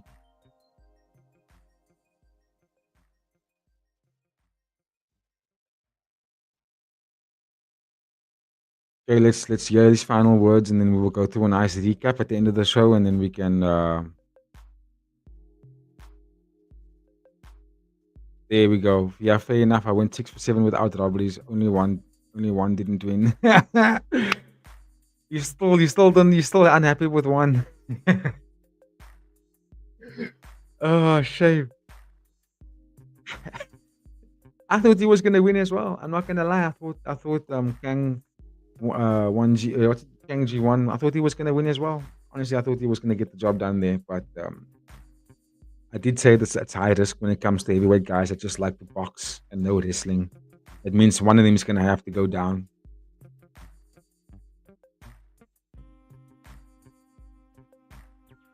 What's next? Let's hear. Yeah, let's hear.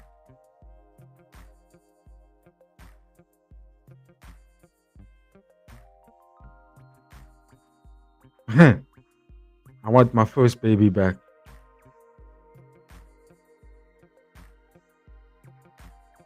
He wants to do kickboxing next.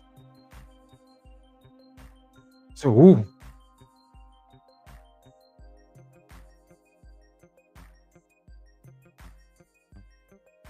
And he's still in his prime as well, 32 years old. Like, I don't really care who he gets next. He's gonna beat all of them. Your $50,000. 50 G's, baby.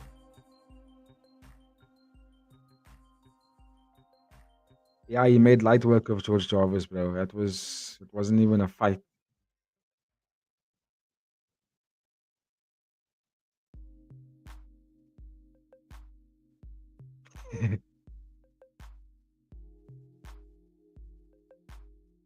Nah, Regian Eersel is something else, guys. He's got a different breed of striking. I like it.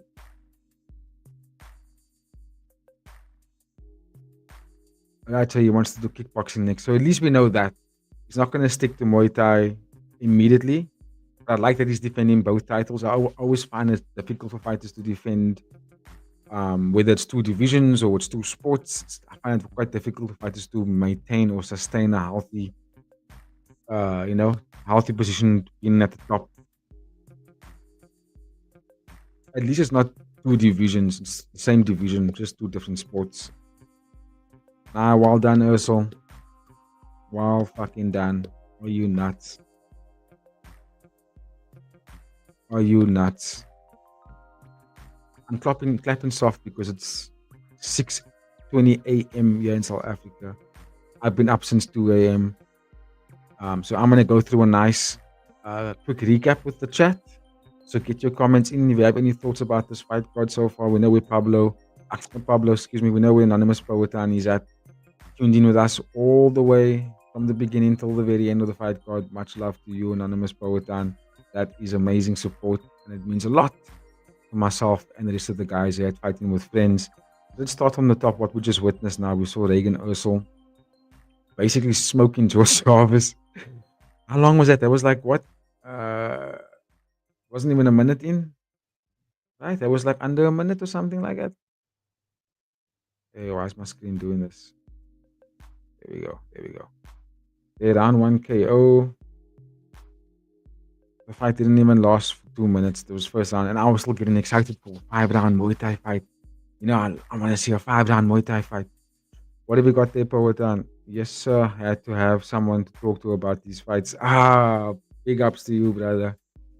But I love it.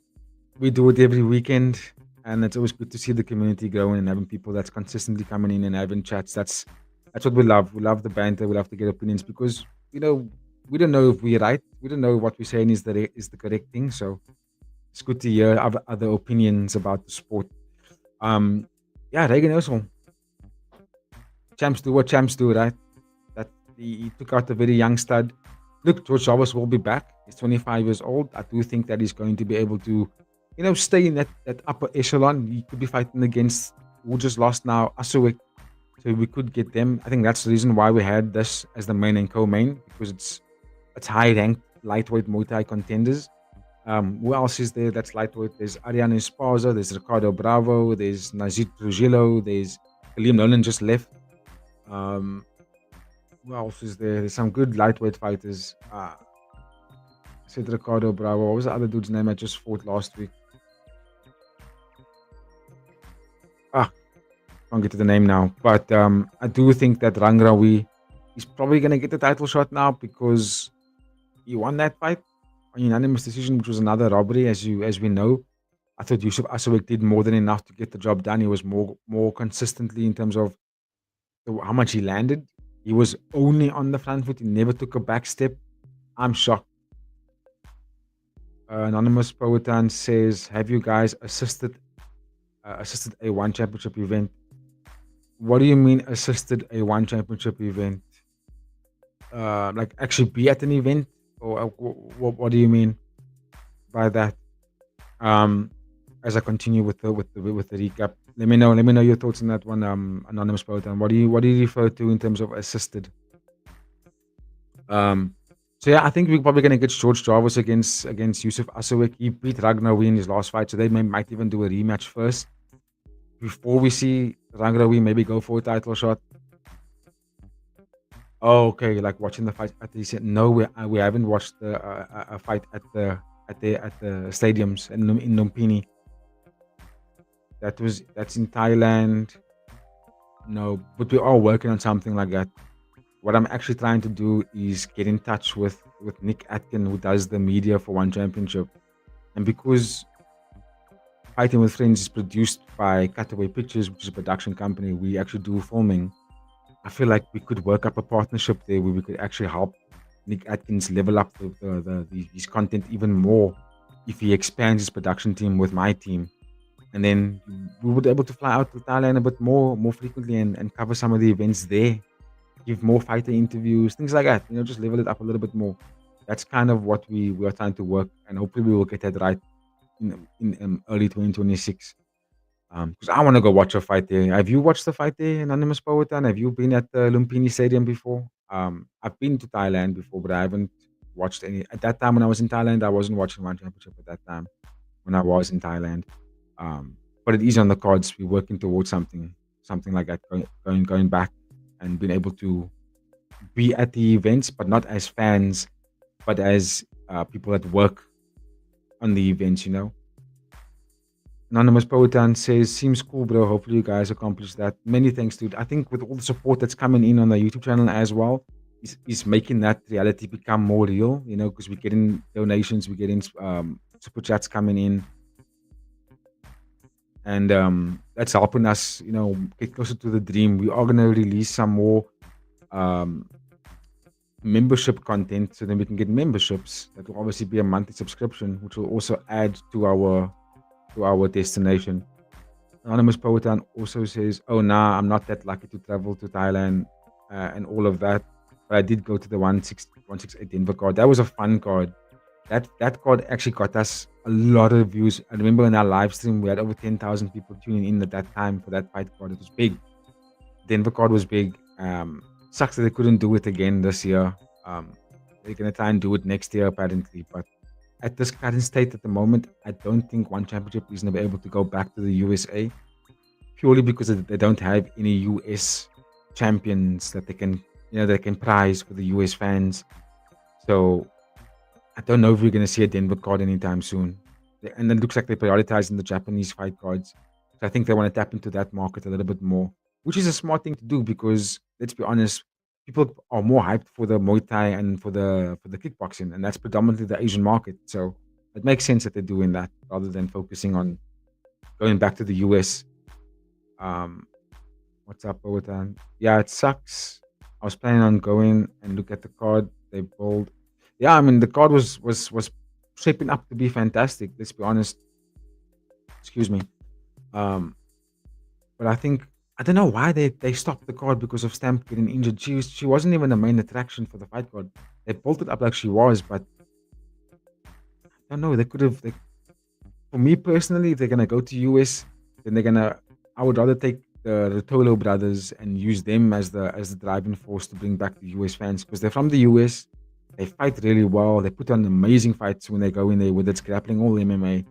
I would rather go for that. Powetan, what have you got there?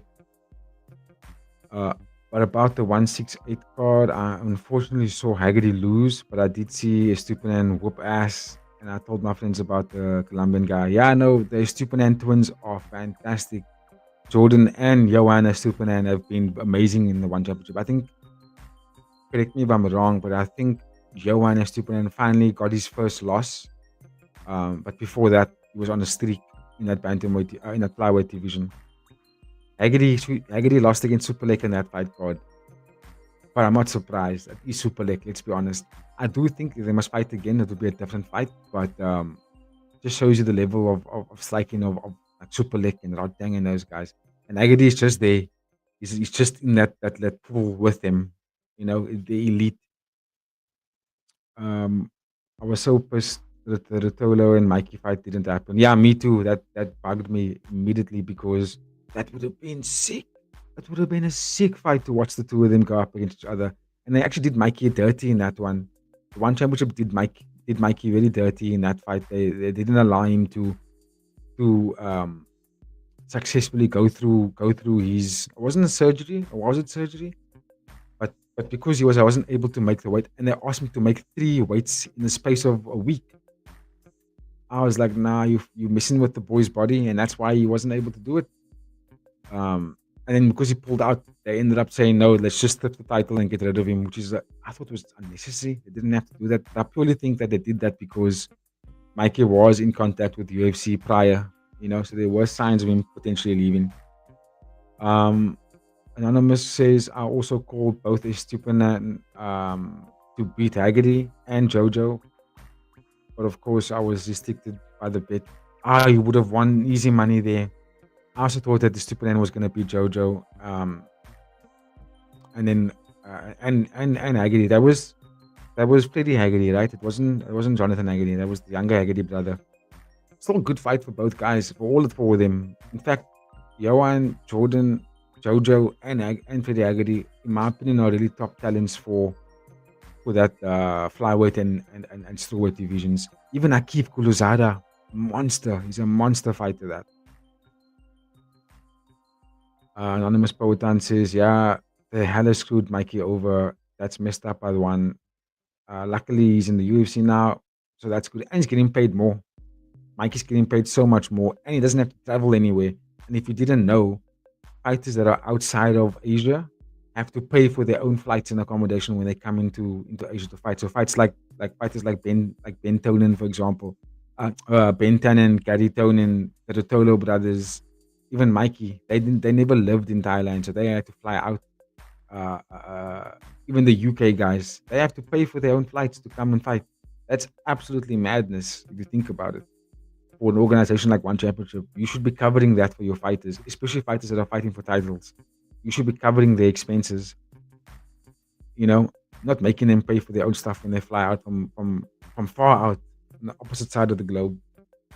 So I thought that was very strange. But yeah, what do you, Poetan, do you have an overall rating for this fight card we just witnessed? Regan Eersel getting it done, Rungrawee getting it done on his robbery. Garry Tonon lost on his robbery against Shamil Gasanov. Grishenko won. Boring fight. It was absolutely boring. Ali Beck did really well. I do think that submission came from a very controversial position. So I might want to rewatch that and see it back again. But still good submission for him. He was the better grappler in the fight. This is the one that had Pablo. I keep saying Pablo, sorry. This was the one that had Anonymous Poetan. All kinds of upset. Kangji won, lost to Ryugo. Takeuchi by round 1. KO. These guys were swinging for the fences from the first moment. And high risk, high reward, right? That's what we saw there. Either one of them could have gotten the knockout, and just so happened to be Ryugo that got the knockout blow. He had kill shots, so big ups to him. Well done. Suakim fought a great fight. He had to come back from adversity in that first round because he lost the first round, but then he started going to work on Zafir, putting it on him, high pressure, high volume, a lot of hard jabs. And also tired out Zafir quite significantly, so great job for him. And then the opening fight was Shamil Adrukov and Alice Badr Barbosa, and Alice had to also, he was losing the first round, difficult second round, and in the third round he was going to town with the body shots and really ended the fight in a good manner and got the TKO win. which puts him back up into that, top tier of the strawweight Muay Thai division. Potential championship fight will be in his future. He's still very young, so I do see him being a title contender again going forward. Anonymous's rating for the fight card is 7 to 8 out of 10. I am inclined to agree. The only thing that's making me feel uncomfortable about it or brings the points down, I'm going to leave it at the 7. I did give it a nice 8 pre-fight. I'm going to bring it down just because this fight of Ben Tynan was boring. And then obviously the two robberies, these two robberies I didn't like, between Garry Tonon and Shamil and Rungrawee and Youssef Assouik. Pathetic refereeing, judging, and it left a salty taste in my mouth, and I didn't like that, so I felt uncomfortable there. So I'm gonna bring the points down by 1 just because of these two bad decisions on the night. Very questionable judging there. But Regian Eersel, I was begging for a nice closing for the event because we needed that after 2 bad judging. And Regian Eersel did the things. He gave us a good ending to the fight card by getting a first round finish, making it look very one-sided, making it look like Jarvis didn't even deserve the title shot. So, big ups to that. So, speaking of big ups, let's big up the chat. Stop sharing. Sorry. Big ups to the chat. Big ups to everyone that tuned in. Much love to everybody that's helping us grow this community that we're trying to do here. We want to keep the banter going. Shout out to you, Anonymous Power Down, for sticking through all the way. That's solid, bro. That's super solid. And there are a couple of other guys that tuned in as well. Let's go. Who else was there? There's obviously Ras. That's Saif, Saha. No Utam and no Pablo tonight, but that's fine. It is still very, very early in the morning. So, yeah. What have you got there, Pablo? Yeah, there's an argument for a lower rating, just because of that fishy business when it comes to the judging, But apart from that, the fights were all great, though. You know what I mean? They were fascinating fights. Apart from that heavyweight one, Ben Tynan and Kirill Grishenko, every other fight was entertaining, and I enjoyed it. There were good finishes, good display of weaponry from a lot of guys. Alyshov was good on his debut. So I'm impressed. I'm impressed with some of the guys. Looking forward to see some of the matchups that we can talk about in the future. So before I close the stream, again, big thanks to everyone that's tuned in to the live chat, that's commented, that's liked, so shared, subscribed, all of it. Big stuff. Got up to 9 likes. So much love to all. We will be doing a very detailed recap of this fight card and the Friday fights card on Monday. It's going to be live. So tune in, get involved in the comments. We're going to do some nice hot takes as well. So I'm expecting some arguments. I'm expecting some opposing opinions. I want to get your thoughts. So let's go with that. But for now, ladies and gentlemen, I'm going to sign off here. I'm going to close the stream. Let me just quickly bring up my... The next live will be on Monday. We're going to do a weekend recap of all the fights that took place. That will also include the UFC. So it'll be Monday evening. So it'll be during the daytime for you, Anonymous Poetan. We will go live on Monday evening South African time, which will be around 6 p.m. So that will be, what's that? That will be 11 a.m. US time. No, we're not going to do any live for the UFC team tomorrow. We're going to skip that card this week. It's kind of a boring card, if I'm being honest. And we didn't do any previews for it, so we didn't do a lot of research on it. So we're going to skip it, but we're going to come back again next week, and then also definitely for the week after that. So yeah, see you at the next live. But we do a live every Friday as well for the Friday fights card. And then we do. If the UFC card is big enough, because let's be honest, the UFC has been putting on boring cards of late. I've been watching the UFC since 2005. So I've known the UFC to be explosive with all their cards. And to see them put on such boring cards over the last couple of years consistently has bothered me a little bit. So that's made me feel a bit iffy about going in on the cards. And also, I have to get up at 2 a.m. in the morning to watch the UFC cards every time. So is it worthy of me breaking my sleep that much for a card that isn't really that entertaining? You know what I mean? So, yeah, if the card was a bit more exciting, and it was a late replacement for the main event, Albazi isn't in the main event, so yeah, it didn't make me want to get up and watch it. But I am gonna watch it later in the day tomorrow. I'll watch the replay, and then, like I said, Monday we'll do a live recap of all these events, and that's when we can get the debate with the fans, with the viewers, with you guys, the fan service. We love to do the recaps live so we can get conversations going. Anonymous says UFC boring lately. Exactly. It's like not often are the fight cards that amazing. It's like even for example the last pay-per-view event with Max Holloway and Dustin Poirier. If Max Holloway and Dustin Poirier wasn't on that fight card, the fight card would have been boring because there was no star points, there was no star power apart from the two of them. You get what I'm saying? So yeah, I think they need to really level up their cards again like they did back in the day. But there are some good fights coming up for the UFC lately. I mean, Dricus du Plessis is from South Africa. I'm South African. We're obviously going to tune in for that one.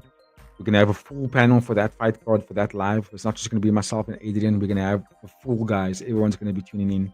And we're going to have a guest on that fight card as well. So tune in for that one. Yeah, I wanted to close the stream off here. I want to get some sleep. I need to get some sleep, guys. Been up since 2 a.m. here. So yeah, once again, lastly, just big thanks to everybody. Anonymous says, yeah, true, Holloway and Poirier should have been in a different card, but it was what we deserve. Oh, of course. I even called for that fight much earlier in the year when Max Holloway lost to Ilya. No, I lie. When Max Holloway beat Justin Gaethje, I said Max Holloway versus Dustin Poirier, the diamond fight. That's what's gonna happen after that fight. And then Max fought against Ilya and lost. And I was still saying they're gonna do a Dustin Poirier Max fight. It just makes sense for me. And then they did it. Anonymous, but I'll let you go. Y'all have a good rest of your night or day. It's now 6:40 a.m. So we're gonna go into daytime, but I'm gonna get some Z's before I go into daytime. I'm also high on pain medication because of my teeth. I had wisdom teeth extractions yesterday. So feeling that drowsiness. But thank you again. Thank you to all. This is bringing so much joy to my life and to my day to see people tuning in like this and just showing love for the love. It's a big deal. So yeah, we'll definitely see you guys in the next live. Anonymous Powhatan, it should be after 10 p.m. by you now. You're gonna go close to midnight. So whatever you have planned for yourself, enjoy it. Pack a beer there for the boys. Have a good one. And yeah, we'll catch you on the next live, man. Much love to all.